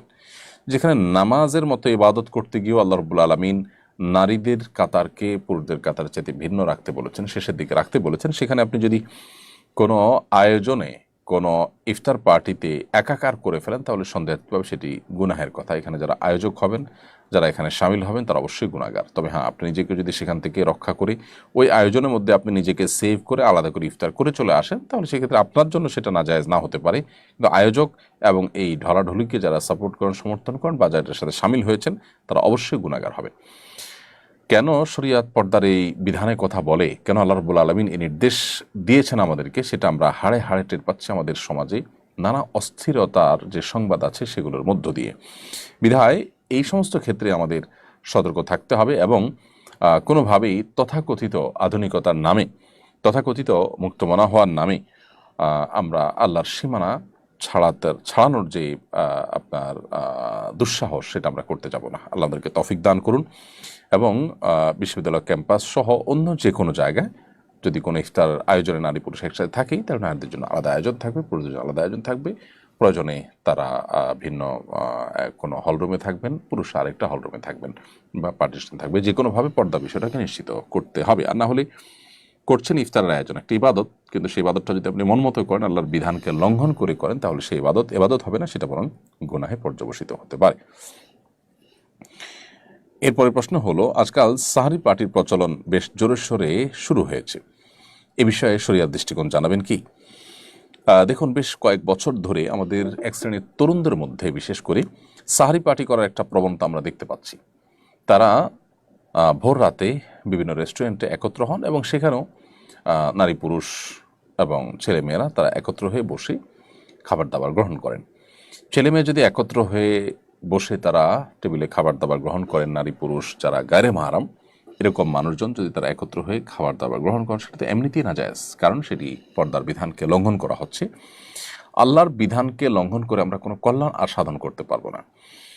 এই জন্য এই হারাম কাজ থেকে আমাদেরকে বেঁচে থাকতে হবে। আল্লাহর ভয় যদি আমরা মুসলিম হয়ে থাকি, আল্লাহর সামনে দাঁড়াতে হবে, সেই জবাবদিহিতার বোধ থেকে আমাদেরকে অবশ্যই গুনাহ ছাড়তে হবে। আর সাহারি পার্টি যেটা, সেখানে যদি আপনি নারী পুরুষ ঢলাঢলি বা একসাথে ফ্রি মিক্সিংয়ের ব্যাপারটা নাও থাকে, শুধু ছেলেরা সাহারি পার্টি করলো, মেয়েরা আলাদা করে করলো, এরকম যদি হয়, তারপরে সেটা অবশ্যই শরীয়তের দৃষ্টিকোণ থেকে অনুচিত। কারণ হলো, সাহারির এই সময়টা, ভোর রাতের এই সময়টা আসলে দোয়া কবুলের সময়, এই সময়টা আসলে আড্ডা মারা, ফুর্তি করা, এটার জন্য উপযুক্ত কোনো সময় নয়। যদি কোনো কারণে বন্ধুবান্ধব একত্র হয়েছে, সাহারি করেছে, সেটাকে আপনি সাহারি পার্টি নাম দিলেন, সেটা ভিন্ন বিষয়। কিন্তু ইন্টেনশনালি এই টাইমে বাসাবাড়ি থেকে বের হয়ে রেস্টুরেন্টে যে আনন্দ ফুর্তি এবং আড্ডাবাজি করা, সেটা অবশ্যই এই সময়ের যে মর্যাদা, এই সময়ের যে তাৎপর্য, তার সাথে যায় না। ভোর রাতে আল্লাহ রাব্বুল আলামিন বান্দাকে ডেকে ডেকে তার গুনাহগুলো মাফ করান, তার প্রতি অনুগ্রহ করেন, তাকে বিভিন্ন তার চাওয়াগুলোকে পূরণ করে থাকেন। বিধায় এই সময়টা ইবাদতের সময়, দোয়ার সময়, এই সময়টা আসলে আড্ডা মারার সময় নয়। এরপরে আমেনা আফরোজ রিমো এআইডি থেকে আপনি লিখেছেন, আমার দাদি অতি বৃদ্ধ এবং অসুস্থ, তিনি রোজা রাখতে পারেন না, করণীয় কি? বোন আমেনা, আপনার দাদি যিনি অতি বৃদ্ধ এবং বয়সাধিক্যের কারণে তিনি রোজা রাখতে পারেন না, এবং এরকম ব্যক্তি সুস্থ হয়ে আবার কখন রোজাগুলো রাখবেন সেই সম্ভাবনা একেবারেই ক্ষীণ, নেই বললেই চলে। এরকম ব্যক্তিদের জন্য শরিয়ার বিধান হলো ফিদিয়া দেওয়া। আল্লাহ রাব্বুল আলামিন কোরআনে হাকিমে বলেছেন, ওয়াদাল্লাযীনা ইউতিকুনাহু ফিদিয়াতু তাআমু মিসকিন, যারা সিয়াম রাখতে শারীরিকভাবে অপারগ, তারা সিয়ামের পরিবর্তে ফিদিয়া দিয়ে দিবে। ফিদিয়া হলো যতগুলো রোজা তার ভাঙতি পড়বে, সেই রোজাগুলোর বিপরীতে একজন করে মিসকিনকে খাদ্য দিবে। সেক্ষেত্রে একজন মিসকিন দুবেলা খেতে পারেন সেরকম ব্যবস্থা করে দিবেন, এবং 30টা রোজার জন্য 30 জন মিসকিনকে দুবেলা খাবার দিয়ে দিবেন। শুধু যদি চাল কিনে দেন, তাহলে সেক্ষেত্রে আমরা যে ফিতরা দিয়ে থাকি, একটা রোজার জন্য একটা করে ফিতরা, 30টা রোজার জন্য 30টা ফিতরার সমপরিমাণ খাদ্য আপনি কোনো গরিবকে কিনে দিলেন। আনুমানিক 1.5 কেজি করে চাল যদি আপনি প্রত্যেক রোজার জন্য দেন, তাহলে 30টা রোজার জন্য 45 কেজি করে চাল আপনি একটা ফ্যামিলিকে কিনে দিলেন অথবা কয়েকজনকে কিনে ভাগ করে দিলেন, তাতে ইনশাআল্লাহ বিদিনল্লাহ আপনার দায় মুক্ত হয়ে যাবেন। উম্মে কুলসুম স্মৃতি আইডি থেকে আপনি লিখেছেন, 19শে জুলাই আমার একমাত্র ছেলে গুলিবিদ্ধ হয়, 20শে জুলাই লাইফ সাপোর্টে শহীদ হয়, আমার ছেলের জন্য দোয়া চাই। বোন উম্মে কুলসুম স্মৃতি, আপনার ছেলের জন্য মন ভরে প্রাণ খুলে দোয়া করছি, আল্লাহ রাব্বুল আলামিন তাকে শাহাদাতের মর্যাদা দান করুন, তার ভুল ত্রুটিকে আল্লাহ তাআলা মাফ করে দিন, আপনি সহ আপনার শোক সন্তপ্ত পরিবারকে আল্লাহ তাআলা সান্ত্বনা নসিব করুন। আমরা জুলুম, অনাচার এবং অন্যায়, অবিচার, অপশাসন, বৈষম্য এগুলো থেকে মুক্ত হতে চেয়েছি গোটা দেশের মানুষ। যারা নিজেদের জীবনকে অকাতরে বিলিয়ে দিয়েছেন, যাদের জীবনের মূল্যের বিনিময়ে আমরা আমাদের সে চাওয়া পূরণ করতে পেরেছি, তাদের কাছে আজীবনের জন্য আমরা কৃতজ্ঞ।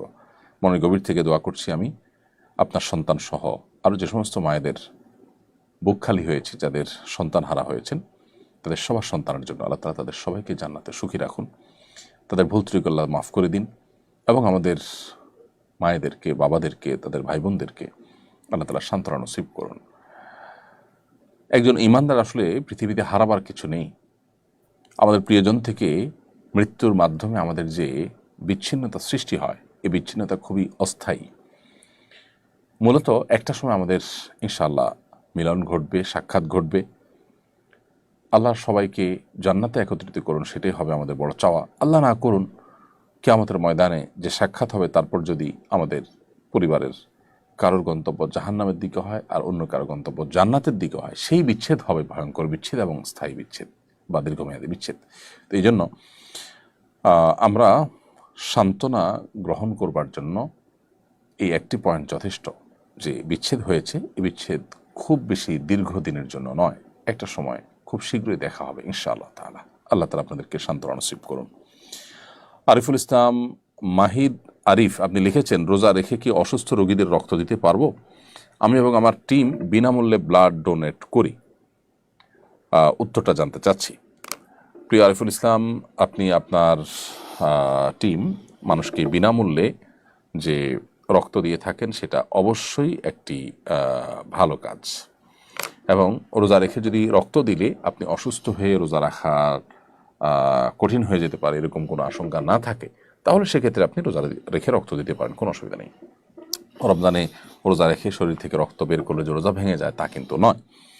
মূলত শরীরে কোনো কিছু প্রবেশ করলে, যেটা আমাদের খাদ্য বা আপনার পানীয়ের কাজ দেয়, যেটা আমাদের শরীরে এনার্জি সৃষ্টি করে, অর্থাৎ ক্ষুধা নিবারণ, পিপাসা নিবারণের কাজ দেয়, সেরকম কিছু যদি শরীরে প্রবেশ করে, তাহলে সেটা রোজা ভাঙার কারণ হয়। এখানে তো শরীর থেকে বের হয়েছে। এটা যদি স্বাভাবিক হয় যে এক ব্যাগ রক্ত আপনি দিলেন, এর ফলে আপনার রোজা ভাঙতে হবে, সেরকম পর্যায়ে আপনি চলে যেতে পারেন, এরকম কোনো আশঙ্কা যদি না থাকে, ইনশাআল্লাহ আপনি রক্ত দিতে পারেন। আকাশ আলী আইডি থেকে আপনি লিখেছেন, মহিলাদের তারাবি পড়ার নিয়মটা জানতে চাই। পুরুষ এবং মহিলাদের তারাবি পড়ার নিয়ম ভিন্ন নয়, বরং পুরুষরা যেভাবে তারাবি পড়বেন, মহিলারা সেভাবে নামাজ পড়বেন। মহিলারা বাসা বাড়িতে তারাবি পড়বেন। যদি মসজিদে কোনো জামাতে তারা সামিল হন, কখনো কোথাও গিয়েছেন, সেখানে জামাত হচ্ছে, সামিল হয়ে গেলেন, নামাজ হয়ে যাবে, কিন্তু বাসায় পড়াটা তাদের জন্য অবশ্যই উত্তম। এবং মহিলারা যদি পরিবারের সদস্যরা নিজেরা জামাতে নামাজ পড়েন, সেটাও তারা করতে পারেন। তবে জামাতের জন্য ডাকডোল পিটিয়ে অন্যদেরকে সমবেত করা, কোথাও কোথাও মেয়েদের তারাবি নামার জন্য আলাদা মসজিদ তৈরি হচ্ছে, এরকম আমি জানতে পেরেছি। এরকমটি শরিয়ার মেজাজ, শরিয়ার যে নির্দেশনা, তার সাথে কিন্তু যায় না। এরপরে প্রশ্ন হলো, দক্ষিণ আফ্রিকার এক ইমাম নিজেকে সমকামী দাবি করেছেন। তিনি একই সঙ্গে মসজিদ প্রতিষ্ঠা করেছেন, আবার সমকামী অধিকার পক্ষেও কাজ করেছেন। সম্প্রতি অজ্ঞাত পরিচয়ের লোকেরা তাকে হত্যা করেছে। প্রশ্ন হল, বিশ্বাসী কারো পক্ষে ইমাম হওয়া সম্ভব কিনা? ইমাম হওয়ার জন্য কি কি শর্ত রয়েছে? দেখুন,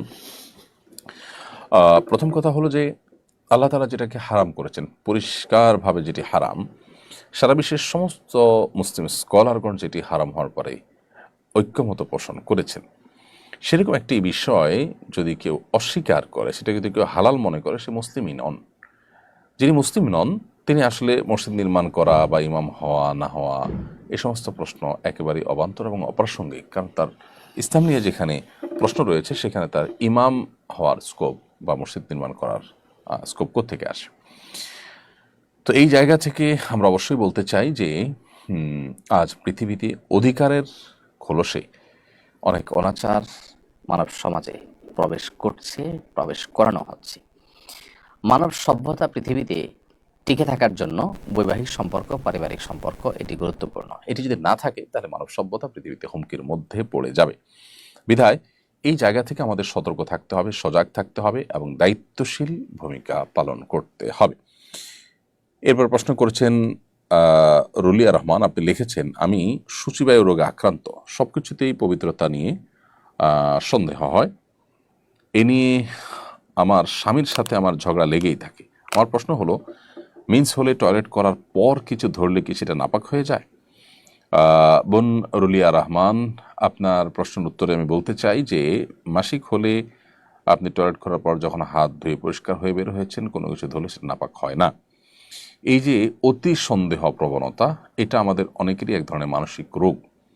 এই মানসিক রোগের কারণে আমাদের বাসা বাড়িতে পরিবারের সদস্যরা, আশপাশের লোকজন তারা কষ্ট পায়।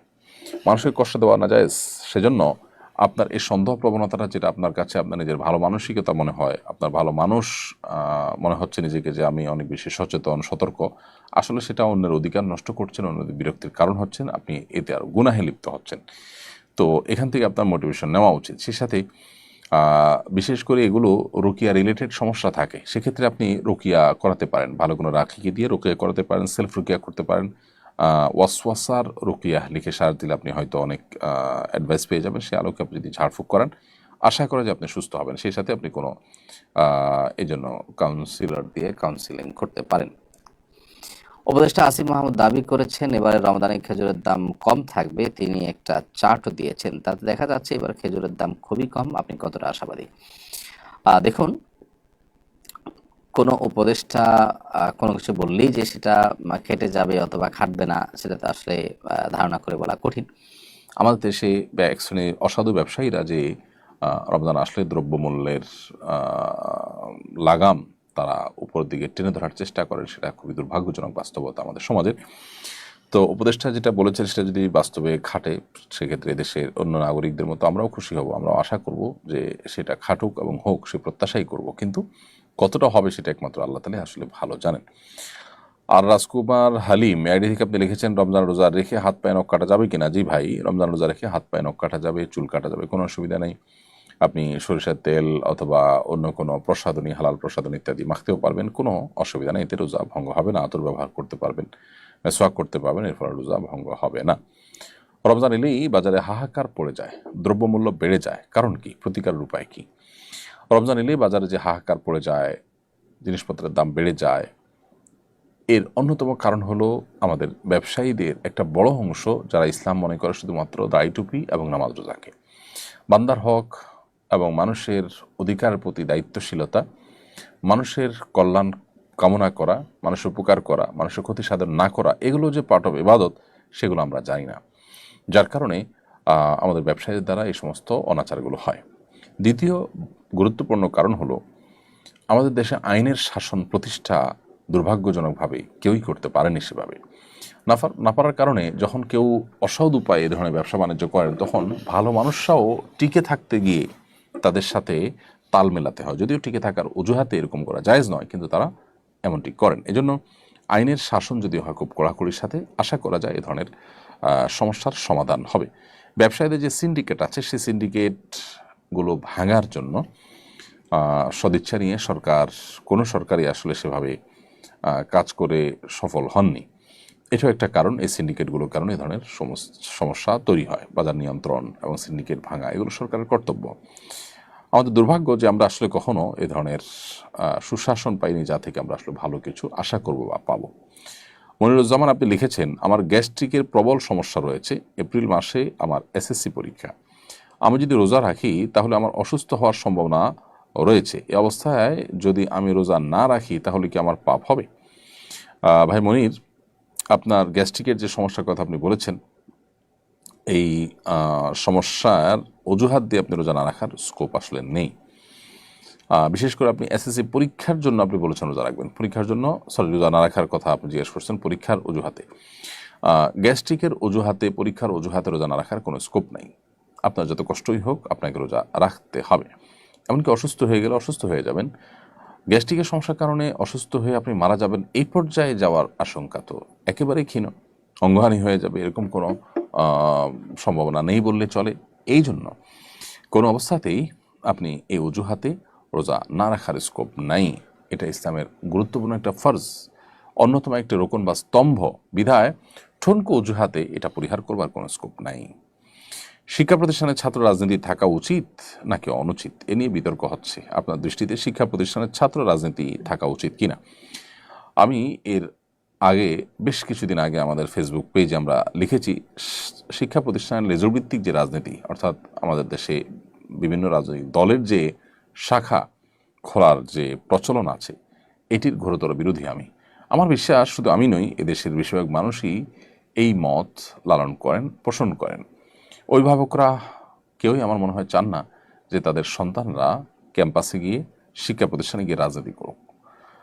এই রাজনীতি আমাদের শিক্ষা প্রতিষ্ঠানকে কতটা অশান্ত করে, কতটা অনিরাপদ করে, কতটা ভীতিকর পরিস্থিতি তৈরি করে, সেটা এদেশের একেবারে সর্বস্তরের মানুষ বোঝেন। তারপরেও রাজনৈতিক দলগুলো তারা সৎসাহস নিয়ে এই পয়েন্টে কেন ঐক্যবদ্ধ হতে পারছেন না আমি ঠিক জানি না। শিক্ষা প্রতিষ্ঠানে যে রাজনীতি থাকতে পারে সেটা হলো ছাত্রদের স্বার্থ সংশ্লিষ্ট বিষয়ক রাজনীতি। তারা বিভিন্ন রাজনৈতিক দলের যে লেজর ভিত্তির রাজনীতি সেটা যদি তারা করেন, তাহলে সেক্ষেত্রে যে অশান্তি শিক্ষা প্রতিষ্ঠানগুলোতে আজ 50 বছর ধরে কম বেশি চলে আসছে, সেটা আরও বেশি চলবে। আমরা কবে যে এই খোলস থেকে বের হতে পারবো সেটা একমাত্র আল্লাহ তাআলা ভালো জানেন।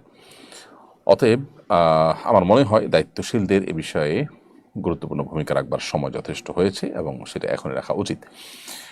আপনি সম্প্রতি নিউজিল্যান্ড সফর করেছেন, সেখানকার অভিজ্ঞতা কি আমাদের সঙ্গে শেয়ার করবেন? নিউজিল্যান্ড সফরের অভিজ্ঞতা হলো যে সেখানে আলহামদুলিল্লাহ আমাদের প্রবাসী বাংলাদেশি ভাইদের বেশ সুনাম আছে। পৃথিবীর অন্য অনেক দেশের চাইতে নিউজিল্যান্ডে মুসলিমরা আলহামদুলিল্লাহ তুলনামূলক ভালো আছেন। সেখানে সরকার দায়িত্বশীল যারা আছেন তারা মুসলমানদের প্রতি অন্য অনেকের মতোই হিংসাত্মক দৃষ্টিতে দেখেন না। এটা অনেক বড় একটা অ্যাডভান্টেজ বলতে পারি, অনেক বড় একটা ভালো দিক আমরা বলতে পারি আলহামদুলিল্লাহ সেখানকার। এবং সেখানে বিশেষ করে ক্রাইস্ট চার্চের ঘটনার পর মুসলিমদের দাওয়াতি কাজের অপরচুনিটি অনেক বেড়েছে। সেগুলোকে আমাদের সদ্ব্যবহার করা উচিত, সুযোগগুলোকে কাজে লাগানো উচিত। আর এর বাইরে আলহামদুলিল্লাহ একটা সুখী দেশ, তুলনামূলকভাবে অনেক বেশি নিরাপদ, কোয়াইট অ্যান্ড সাইলেন্ট একটি সমাজ, একটি দেশ। সে দেশে আল্লাহর দিন যদি মানুষের মধ্যে চলে আসে, যে মানুষগুলো দুনিয়াতে সুখে আছে তারা আখিরাতেও সুখে থাকবে, জান্নাতে যাবে, সেই প্রত্যাশা আল্লাহ তাআলার কাছে। এবং সেটার জন্য উপযোগিতা এবং পরিবেশ যেন তৈরি হয়, আমাদের দাওয়াতি কাজ করা দরকার। আল্লাহ আমাদেরকে সে তৌফিক দান করুন। রামিসা ফেরদাউস লিখেছেন, অজু করে নামাজ পড়ার পর অনেক সময় দেখি আমার দাঁতের খাবারের ক্ষুদ্র কণা আটকে আছে, এতে কি আমার নামাজ হবে? বোন রামিসা, আপনি অজু করার পর যদি ক্ষুদ্র কণা আপনার দাঁতে লেগে থাকে এবং সেটা এতটাই ক্ষুদ্র যে একটা চনাবুট এর চাইতেও ছোট ক্ষুদ্র, তাহলে এর কারণে আপনার রোজার কোনো অসুবিধা নেই, যদি এটা পেটেও চলে যায়। আর যদি আটকে থাকে আর আপনি এটা বের করে ফেলে দেন, তাহলে তো কোনো অসুবিধাই নেই, সাইজ যাই হোক না কেন। এরপরে রুমাইয়া রিমু আপনি লিখেছেন, আমার 7 ভরি স্বর্ণ আছে, কোনো রূপো নেই, হাতে নগদ কোনো টাকা জমা নেই, কিন্তু জিপিএফ ফান্ডে প্রায় 2 লক্ষ টাকা আছে, এক্ষেত্রে জাকাতের বিধান কী হবে? জিপিএফ ফান্ড যেটা বাধ্যতামূলক কেটে নেওয়া হচ্ছে, যেটা আপনি আসলে পাচ্ছেনই না, বেতন থেকেই রেখে দেওয়া হচ্ছে, আপনি এখনও বুঝেই পান নাই, সেটা জাকাত আপনাকে দিতে হবে না যতদিন পর্যন্ত আপনি এটা বুঝে না পান। আর যেটা আপনি যে কোনো সময় ভাঙতে পারেন, চাইলে নিতে পারেন, এরকম যদি হয় তাহলে সেটার জাকাত আপনাকে দিয়ে যেতে হবে। এরপর প্রশ্ন হলো, তারাবি পড়ানোর পর টাকা নেওয়ার বিধান কি?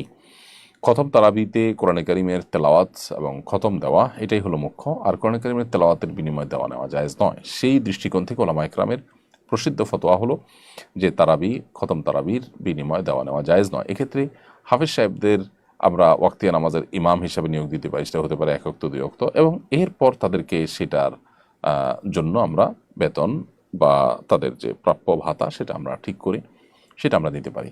এটাও যাতে ছলছাতুরি টাইপ না হয় সেটা আমাদের নিশ্চিত করা দরকার। আমিনা আক্তার আপনি লিখেছেন, রোজা অবস্থায় চোখ, নাক ও কানে ড্রপ ব্যবহার করা যাবে কিনা? বোন আমিনা, রোজা অবস্থায় আপনি চোখে ড্রপ ব্যবহার করতে পারেন, কানে ড্রপ ব্যবহার করতে পারেন, তবে নাকে ড্রপ ব্যবহার করতে পারেন না, কারণ নাকের যে ড্রপ সেটা আপনার নাকের ছিদ্র হয়ে কণ্ঠনালী হয়ে আপনার পেট পর্যন্ত যেতে পারে, সেজন্য এটা আপনি করতে পারবেন না। আর চোখ এবং কানের ড্রপ এটা আপনি ব্যবহার করতে পারবেন, কারণ বিশুদ্ধ মত অনুযায়ী, গবেষণা অনুযায়ী চোখ এবং কানে যে ড্রপ ব্যবহার করা হয়ে থাকে সেটা আমাদের পেটে যাওয়ার সম্ভাবনা একেবারেই ক্ষীণ। এর মধ্যে একটা তো আছে যে পেটের সাথে যাওয়ার কোনো কানেকশনই নেই, যার কারণে এগুলো আপনি ব্যবহার করতে পারবেন। খাদিজা আপনি লিখেছেন বিগত রমজানের কাজা রোজা না রাখলে কি সামনে রমজান রোজা হবে না? বোন খাদিজা, এমন কোনো কথা নেই যে বিগত রমজানের কাজা রোজা না রাখলে রমজান রোজা হবে না। রমজান রোজা আপনি রেখে ফেলবেন এবং রমজানের পরপরই বিগত রমজানের যে কাজা রোজাগুলো রয়েছে সেগুলো দ্রুততার সাথে আপনি রেখে ফেলবেন। নাসরিন আক্তার সৌরভ আপনি লিখেছেন কিভাবে মোবাইল ফোনের প্রতি আসক্তি কমানো যায়? বোন নাসরিন আক্তার, মোবাইল ফোনের প্রতি আসক্তি কমানোর জন্য নিজেকে নিয়ন্ত্রণ করা যদি কঠিন হয় তাহলে সেক্ষেত্রে প্রয়োজনে স্মার্টফোন ছেড়ে বাটন ফোনে চলে আসতে হবে। কিছুদিনের জন্য যদি আপনি চেষ্টা করেন, অসম্ভব কোনো বিষয় নয়। কিছু কিছু হয়তো অসুবিধা হবে, কিন্তু সেগুলো আপনি ওভারকাম করতে পারবেন। এমডি মারুফ বিল আপনি লিখেছেন সাহরি খেতে না পারলে কি রোজা হবে? সাহরি খেতে না পারলেও রোজা হবে। কোনো কারণে কেউ সাহরি খেতে পারলো না তার মানে তিনি রোজা রাখবেন না, ব্যাপারটা কিন্তু তা নয়। অনেকে আছেন যে সাহরি খেতে না পারলে তিনি ভেঙে পড়েন যে কীভাবে রোজা রাখবেন। আসলে এতটা দুর্বল হওয়া, এতটা হীনমন্য হওয়া মুসলমানের সাজে না। এই জন্য সারি খেতে না পারলেও আমি রোজা রাখলে আমার সেই রোজা যে একেবারে আমার জীবনহানি করে ফেলবে, আমি মরে যাব, এরকম তো না। এই জন্য হিম্মত করা দরকার। তাছাড়া সাহারি খাওয়াটা এটা রমজানে রোজার একটা সুন্নত আমল। এর ফলে রোজার মূল স্ট্রাকচার ফরজ বা ওয়াজিব তো আর ছুটছে না, যার কারণে আপনার রোজা হয়ে যাবে। এমনি ওসমান গনি লিখেছেন রোজা না রাখতে পারলে কি তারাবি পড়া যাবে? কোনো কারণে কেউ রোজা রাখতে পারলেন না, অসুস্থতার কারণে সফরে আছেন, তারাবি পড়তে পারবেন। রোজা না রাখতে পারলে তারাবি পড়া যাবে না, ব্যাপারটা এরকম না। আমরা অনেকে রোজার সাথে তারাবিকে এমনভাবে রিলেট করে ফেলেছি যে রোজা না রাখলে বোধহয় তারাবি আর পড়া যাবে না, অথবা কেউ তারাবি না পড়লে তার রোজা হবে না, এরকম কোনো বিষয় নয়। আসলে রোজা একটি ইবাদত আর তারাবি আরেকটা ইবাদত। নবী করিম সাল্লাল্লাহু আলাইহি ওয়াসাল্লাম বলেছেন মান কামা রমাদান ঈমানান ওয়া ইহতিসাবা গফিরা লাহু মা তাকাদ্দামা মিন যামবি। যে ব্যক্তি ঈমান এবং ইখলাসের সাথে সিয়াম পালন করবে তার পূর্বের সমস্ত গুনাহ মাফ করে দেওয়া হবে। ঠিক একই হাদিসে নবী সাল্লাল্লাহু আলাইহি ওয়াসাল্লাম আরও বলেছেন যে ব্যক্তি ঈমান এবং ইহতিসাব বা ইখলাসের সাথে তারাবি সালাত আদায় করবে, আল্লাহ তাআলা তার পূর্বের সমস্ত গুনাহ মাফ করবেন। ছোটোখাটো গুনার কথা মিন করা হয়েছে। তো এই জন্য আপনি কোনো কারণে রোজা রাখতে যদি নাও পারেন, তারাবির সময় হলে আপনি তারাবি পড়ার সুযোগ সামর্থ্য থাকলে অবশ্যই আপনি তারাবি পড়বেন। এমডি সুরুজ্জামান ইসলাম সাকিব আপনি লিখেছেন এক বক্তা বলেছেন কোরআন ওযু ছাড়া ধরা যাবে না, আপনি কি বলেন? দেখুন, ওযু ছাড়া কোরআন ধরা যাবে না, এটা সঠিক কথা। এবং এ ব্যাপারে যদি আপনি বিস্তারিত জানতে চান, মাওলানা এমদাদুল হক একজন আলিম আছেন চুয়াডাঙ্গার, তিনি ওযু ছাড়া কোরআন স্পর্শ করার বিধান, এই টাইপের, আমি হুবহু নামটা মনে নেই আমার মনে হচ্ছে এই টাইপেরই নামটা হবে, এরকম একটা বই তিনি লিখেছেন যে ওযু ছাড়া কোরআন স্পর্শ করা যাবে কিনা বা এটার বিধান কি। তো এই বইটা যদি আপনি নেন, খুব ছোট্ট বই, কিন্তু সেখানে সমস্ত দলিল প্রমাণগুলো সব হাজির করা হয়েছে। আমার মনে হয় যে বিষয়ে আপনার সংশয় দূর হয়ে যাবে ইনশাআল্লাহ। বহু সাহাবা ইকরাম, বহু সালাফে সালেহিন, বহু হাদিস দ্বারা এটি সুসাব্যস্ত এবং প্রমাণিত যে কোরআন এটা স্পর্শ করার জন্য আপনার ওযু থাকা প্রয়োজন। তবে হ্যাঁ, মুখস্থ কোরআন তেলাওয়াতের জন্য ওযু থাকার প্রয়োজন নেই। এরপরে প্রশ্ন হলো রোজা অবস্থায় ইনসুলিন গ্রহণ করা যাবে কি না? রোজা অবস্থায় ইনসুলিন গ্রহণ করা যাবে, কারণ যে ইনসুলিনটা আমরা গ্রহণ করি সেটা আমাদের আসলে পাকস্থলীতে বা পেটের ভেতরে যায় না, খাদ্যের কাজ দেয় না, এটা জাস্ট চামড়ার নিচে এটি থাকে, যার কারণে এই ইনসুলিন আপনি রোজা অবস্থায় গ্রহণ করতে পারবেন। কিছুদিন আগে উত্তরায় এক ব্যক্তি কিশোর গ্যাংয়ের হামলার শিকার হন। এ সময় তার নারীর সঙ্গী ঢাল হয়ে তাকে বাঁচান। সোশ্যাল মিডিয়ায় সবাই নারীটির প্রশংসা করে, স্বামী অন্তপ্রাণ স্ত্রী ভেবে সবাই সাধুবাদ দেয়। পরে জানা যায় যে সে নারীটি লোকটির প্রকৃত স্ত্রী নন। প্রকৃত স্ত্রী ভিডিও বক্তৃতার মাধ্যমে খোলাসা করেন। শরীয়তের আলোকে এরকম ত্রিশঙ্কু অবস্থা সম্পর্কে আপনার মন্তব্য জানতে চাই। চমৎকার প্রশ্ন। দেখুন, আমাদের দেশে যে হারে পরকীয়া বেড়ে চলেছে, আমাদেরকে নতুন করে ভাবতে হবে যে আমরা পশ্চিমা সংস্কৃতিকে যে আমদানি করছি নাটক সিনেমার নাম দিয়ে, বিভিন্ন নাম দিয়ে, বিনোদনের নামে আমরা সে সমস্ত সংস্কৃতি আমদানি করে আমাদের সমাজ ব্যবস্থাকে যে ধ্বংস করে ফেলছি, আমাদের পরিবার, আমাদের দাম্পত্য সম্পর্কগুলো যে ভেঙে খান খান হয়ে যাচ্ছে, এবারে আমাদেরকে ভাবতে হবে। এবং এ ধরনের পরিস্থিতি থেকে উত্তরণের জন্য আমাদের সবাইকে ঐক্যবদ্ধ হতে হবে যে আমরা ভিনদেশী এই সমস্ত অপসংস্কৃতিকে আমরা ওয়েলকাম করব না। আমরা বিনোদনের নামে এই সমস্ত হারামে গা ভাসাবো না। যদি সেটা আমরা না করতে পারি, তাহলে সেক্ষেত্রে পৃথিবীর অনেক দেশ যেরকম তাদের পরিবার ব্যবস্থাপনা ভেঙে পড়েছে, আমরা বোধহয় সেই ধ্বংসের দিকে আমরা পা বাড়াবো, যেটা আমাদের ভালো কোনো পরিণতির দিকে আমাদেরকে নিবে না। এ হলো এ বিষয়ে আমার মন্তব্য। তাছাড়া কিশোর গ্যাং ইত্যাদির অত্যাচার বেড়েছে, এটা দীর্ঘ কয়েক বছর যাবৎ আমাদের দেশে চলে আসছে। এগুলো নিয়ে আইনের শাসন খুব বেশ ভালোভাবে হওয়া দরকার। শিশুর সংজ্ঞা দিয়ে আপনার সাধারণত আমরা এ ধরনের অপরাধগুলো আপনার অনেক বেশি হওয়ার ক্ষেত্রে ভূমিকা রাখছে নিজেদের অজান্তে হয়তোবা। শিশুর সংজ্ঞাটাকে আরও ঠিক করে অথবা আইনের যে মাইলপ্যাচ আছে সেগুলো সংশোধন করে হলেও এদেরকে আইনের আওতা আনা উচিত এবং দৃষ্টান্তমূলক শাস্তি হওয়া উচিত। তাতে ইনশাআল্লাহ এই ধরনের পরিস্থিতি আশা করা যায় নিয়ন্ত্রণে আসবে। মহিলারা কি পিল খেয়ে মাসিক বন্ধ রেখে রোজা রাখতে পারবেন? মহিলারা পিল খেয়ে মাসিক বন্ধ রেখে রোজা রাখতে পারবেন যদি তাদের শরীরে বড় কোনো ক্ষতির আশঙ্কা না থাকে। যদি বড় কোনো সাইড এফেক্ট হতে পারে এরকম মনে হয়, তাহলে সেক্ষেত্রে নিজের শরীরকে ক্ষতি করে ধ্বংস করে আপনি এটা করতে পারেন না। আল্লাহ বলেছেন ওয়ালা তুলকু বিআইদিকুম ইলা তাহলুকা, তোমরা নিজেদেরকে ধ্বংসের দিকে ঠেলে দিও না। বিধায় নিজেদের ক্ষতি করে এরকমটি করা উচিত হবে না। আর এমনিতে যদি ক্ষতির কোনো আশঙ্কা না থাকে তাহলে এটি করতে পারেন। কিছুদিন আগে এক প্রখ্যাত সাবেক চিত্রনায়িকা আক্ষেপ করে বলেছেন, বাবা মা আমাকে হাফেজ বানাতে পারতেন, ডাক্তার ইঞ্জিনিয়ার বানাতে পারতেন, তা না করে তারা আমাকে নায়িকা বানিয়েছেন। স্পষ্টত তিনি নায়িকা হওয়াটাকে ভালো মনে করছেন না। একজন তথাকথিত সফল নায়িকার এই মনস্তত্ত্বকে কীভাবে ব্যাখ্যা করবেন? খুবই চমৎকার একটি প্রশ্ন এবং প্রয়োজনীয় একটি প্রশ্ন। এই নিউজটি আমারও চোখে পড়েছে। দেখুন, মানুষ পাপাচার করে, গুনাহে লিপ্ত হয়, একটা সময় তার অনুভূতি জেগে ওঠে এবং তার সম্বিত ফিরে পান তিনি। আল্লাহ রাব্বুল আলামিন আমাদেরকে আগে থেকে সতর্ক করেন, নবী রাসূলগণ আমাদেরকে আগে থেকে সতর্ক করেন। আমরা খুবই কম মানুষই সতর্ক হই। একটা পর্যায়ে আমরা সবই বুঝতে পারি, কিন্তু ততক্ষণ আমাদের সব শেষ হয়ে যায়। এই ঘটনা থেকে শিক্ষা গ্রহণ করে আল্লাহ যা হারাম করেছেন সেটা আমাদের জন্য অকল্যাণকর, সেটাকে আমরা বর্জন করার মতো মানসিকতা লালন করতে হবে। একজন মুসলিম হিসাবে এই ঘটনা আমাদের ঈমানকে আরও বাড়িয়ে দেয় যে একজন বোন আমাদের, যিনি এই পথে আসার পর তথাকথিত সাফল্যের চরম শিখরে পৌঁছার পরও তার অনুভূতি হয়েছে যে তিনি ভুল পথে গেছেন, তিনি আরও ভালো পথে যেতে পারতেন, তার জীবনকে আরও সুন্দরভাবে আলোকিত করতে পারতেন। যারা এখনও বয়স স্বল্পতার কারণে, অভিজ্ঞতা কম থাকার কারণে হারামে যারা হাবুডুবু খাচ্ছেন, তাদের এখনও ফিরে আসার সময় রয়েছে। তারা এই ঘটনা থেকে শিক্ষা গ্রহণ করে তারা ফিরে আসুন। তারা অন্যায় এবং অনাচার আল্লাহ যা নিষেধ করেছেন সেগুলো থেকে বেঁচে থাকার চেষ্টা করুন। ইনশাআল্লাহ আপনার এখন বোঝা আসুক বা না আসুক, ইনশাআল্লাহ আপনি সাফল্যের পথে, সুখের পথে, সমৃদ্ধির পথে আপনি থাকতে পারবেন যদি আল্লাহর হারাম থেকে আপনি বেঁচে আসতে পারেন, বাইর হয়ে আসতে পারেন। আল্লাহ আমাদেরকে সেই তৌফিক দান করুন এবং আমাদের এই বোন তার জীবনের ভুল ত্রুটিকে আল্লাহ তাআলা মাফ করে তাকে শুদ্ধতার পথে ফিরে আসার তৌফিক দান করুন। এখনও শাহ এআইডি থেকে আপনি লিখেছেন, আমার 6 ঘন্টার পর ঔষধ সেবন করতে হয়, আমি কি রোজা রেখে ঔষধ সেবন করতে পারবো? ভাই, আপনি কোনো ধার্মিক ডাক্তারের শরণাপন্ন হবেন। যে ওষুধটা আপনার 6 ঘন্টা পর সেবন করতে হয় সেটা আপনি 12 বা 14 ঘন্টা পর সেবন করার অপশন থাকার কথা, ডোজ বাড়িয়ে দিয়ে বা অন্য কোনো উপায়ে আপনি অবশ্যই রোজা রাখার চেষ্টা করতে হবে। যদি আল্লাহ না করুক এমন কোনো অসুবিধা হয় যে আপনি ওষুধ না নিলে মারা যেতে পারেন, এই লেভেলের যদি অসুস্থতা হয় তাহলে সেক্ষেত্রে ভিন্ন কথা, কিন্তু সেই লেভেলের সম্ভাবনা তো খুবই কম থাকে, সে ধরনের রোগী তো খুব কম থাকে। সো 6 ঘন্টা পর যে ওষুধ নিতে হয় সেটার প্রয়োজনীয় ডোজ আপনি বারবার জন্য ধার্মিক অভিজ্ঞ ডাক্তার কাছে যাবেন, যিনি রোজার গুরুত্ব বুঝেন।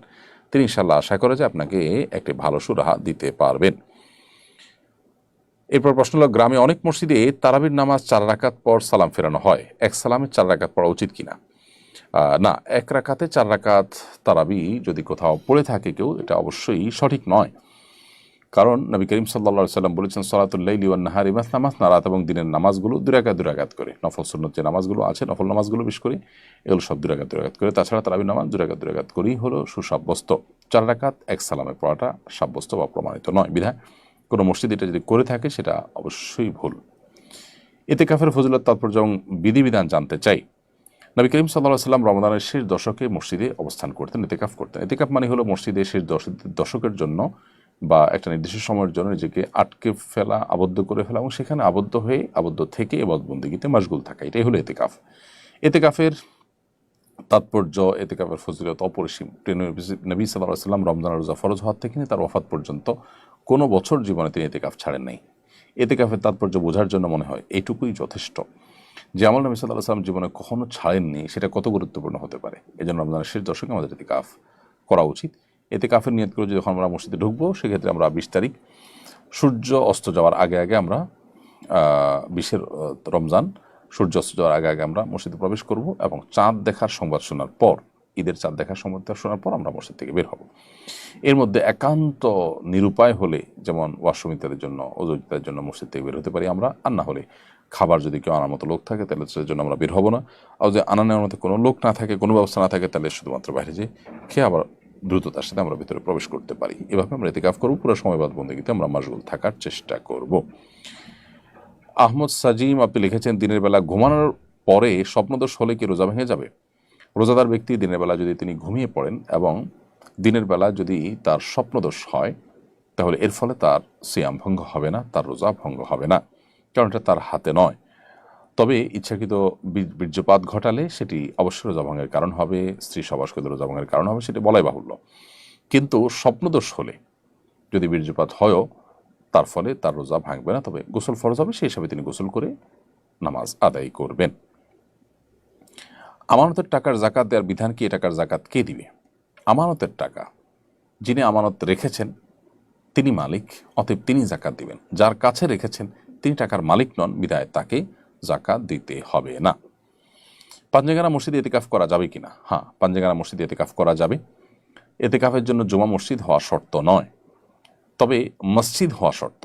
যে জায়গাটা আসলে মসজিদ অর্থাৎ মসজিদের মর্যাদা পাচ্ছে, যে জায়গাটা নামাজ আদায়ের জন্য নির্ধারণ করা হয়ে গেছে, ফিক্সড করা হয়েছে, নির্দিষ্ট করা হয়েছে স্থায়ীভাবে, সেই জায়গাটা মসজিদ হিসাবে মর্যাদা পাবে। কেউ ওয়াকফ করে দিল, সেটা পাঞ্জেগানা মসজিদ হতে পারে, জুমা মসজিদ হতে পারে। এখন প্রশ্ন হলো, পাঞ্জেগানা মসজিদ যদি ইতিকাফ করে তাহলে জুমার নামাজের জন্য কি করবে ইতিকাফ করে? উত্তর হলো, জুমার নামাজের জন্য তিনি বের হয়ে জুমা মসজিদে যাবেন, জুমা নামাজ পড়ে আবার তার ইতিকাফের জায়গায় তিনি ফিরে আসবেন।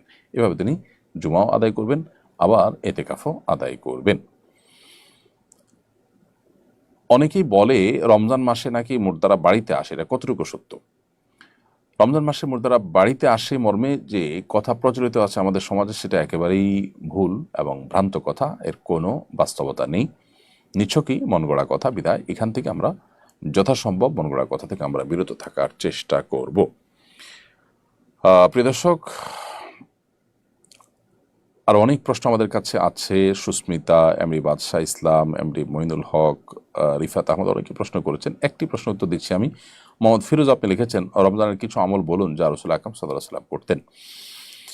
ভাই ফিরোজ, আপনার এই প্রশ্ন উত্তর আমি বলতে চাই যে এ বিষয়ে আমাদের 1-1.5 ঘন্টার ভিডিও বক্তব্য আছে। গত কয়েক বছর ধরে আমরা বিভিন্ন জায়গায় এই বিষয়ে কথা বলার চেষ্টা করছি। সেটা হলো রমাদান কেন্দ্রিক স্পেশাল আমল, নবী সাল্লাল্লাহু আলাইহি ওয়াসাল্লাম থেকে বর্ণিত কোরআন হাদিসের আলোকে সাব্যস্ত আমলগুলো কি, সেগুলো আমরা বিভিন্ন বক্তব্যে তালিকা আকারে তুলে ধরার চেষ্টা করেছি। এই বছর প্রথমবারের মতো আমরা সেগুলোকে একত্র করে একটা ছোট পুস্তিকা, 48 পৃষ্ঠার একটা পুস্তিকা আপনাদেরকে উপহার দেওয়ার চেষ্টা করেছি, যার নাম দিয়েছি আমরা মাহে রমজানের 27 আমল। এই বইটিতে আপনি পুরো রমজান জুড়ে কোরআন সুন্নাহর আলোকে রমজান স্পেশাল কী কী আমল করবেন তার সবগুলো কিন্তু সেখানে পেয়ে যাবেন। খুবই সংক্ষেপে, খুব যা না বললে নয় সেটুকুন ব্যাখ্যা করে আমরা এই বইটাকে লেখা শেষ করেছি। তো এই বইটা আপনার পাথেয় হতে পারে এবং আপনার এই কাজে সহযোগী হতে পারে ইনশাআল্লাহ তাআলা। প্রিয় দর্শক, আমরা দেখতে দেখতে অনুষ্ঠানের একেবারে শেষ প্রান্তে চলে এসেছি। আপনাদের আর অনেকগুলো প্রশ্ন আছে, আমরা সেই প্রশ্ন উত্তরগুলো ইনশাআল্লাহ অন্য কোনো লাইভ অনুষ্ঠানে দেওয়ার চেষ্টা করব, অথবা আগামীকাল বা তার পরের দিন ইনশাআল্লাহ আমাদের অ্যাডমিনগণ আপনাদেরকে রিপ্লাইয়ের মাধ্যমে উত্তর দেওয়ার চেষ্টা করবেন। রমাদান জুড়ে সাধারণত আমরা লাইভ অনুষ্ঠানটি বন্ধ রাখি। যদি আপনাদের খুব বেশি ডিমান্ড থাকে আর আমরাও ব্যাটে বলে করতে পারি, তাহলে হয়তো আসরের পর আমরা লাইভ অনুষ্ঠানটি চালাতে পারি ইনশাআল্লাহ বিদিনিল্লাহ। আমরা শুধু কোভিড-19 সময় জুমার পরপর লাইভ অনুষ্ঠানটি চালাতে পেরেছিলাম, কন্টিনিউ করতে পেরেছিলাম, কিন্তু এখন জুমার সালাত যেখানে আদায় করি সেখান থেকে আমাদের স্টুডিও অনেক দূরে হওয়ার কারণে আসলে আমাদের জন্য লাইভ অনুষ্ঠানটি কন্টিনিউ করা একটু কঠিন হয়। তো আমরা ইনশাআল্লাহ বিদিনিল্লাহ চেষ্টা করব, যদি আল্লাহ তৌফিক দান করে এবছর আসরের পরে লাইভ অনুষ্ঠানটি করা যায় কিনা সে বিষয়ে, এবং আল্লাহ যদি তৌফিক দান করেন সেটা আমরা অবশ্যই করব। এবং আপনারা আপনাদের মতামতও জানাবেন মন্তব্যের ঘরে, যেটা আদৌ আমাদের কন্টিনিউ করার দরকার আছে কিনা খুব বেশি, নাকি রমজান মাস আমরা বন্দেগীতে মাশগুল হবো। ইনশাআল্লাহ রমজানের পরে আবার আমরা অনুষ্ঠানে ফিরবো। আপনাদের মতামত কামনা করছি। প্রিয় দর্শক, দেখতে দেখতে অনুষ্ঠানের একবার শেষ প্রান্তে অনেক আগে আমরা পৌঁছে গেছি। আপনারা আমাদের সাথে যারা ছিলেন তাদের সবাইকে ধন্যবাদ জানাচ্ছি, মোবারকবাদ জানাচ্ছি, জানিয়ে শেষ করছি। আল্লাহ তাআলা আমাদের মাহে রমাদানকে ইবাদত বন্দেগী দিয়ে ভরপুর করার তৌফিক দান করুন, বরকতময় আল্লাহ তাআলা করে দিন পুরো মাসকে। সেই দোয়া রব্বে কারীমের কাছে ব্যক্ত করছি আমার এবং আমাদের সকল দর্শক ভাই বোন সকলের জন্য, এবং বিদায় নিচ্ছি আজকের মতো। দেখা হবে পরবর্তী লাইভে ইনশাআল্লাহ। আল্লাহ তাআলা সে পর্যন্ত সবাইকে ভালো রাখুন, সুস্থ রাখুন, নিরাপদে রাখুন। ওয়াসসালামু আলাইকুম রহমতুল্লাহি ওয়া বারাকাতুহু। আসুন্নাহ ফাউন্ডেশন, উম্মার স্বার্থে সুন্নাহর সাথে। আসুন্নাহ ফাউন্ডেশন, উম্মার স্বার্থে সুন্নাহর সাথে।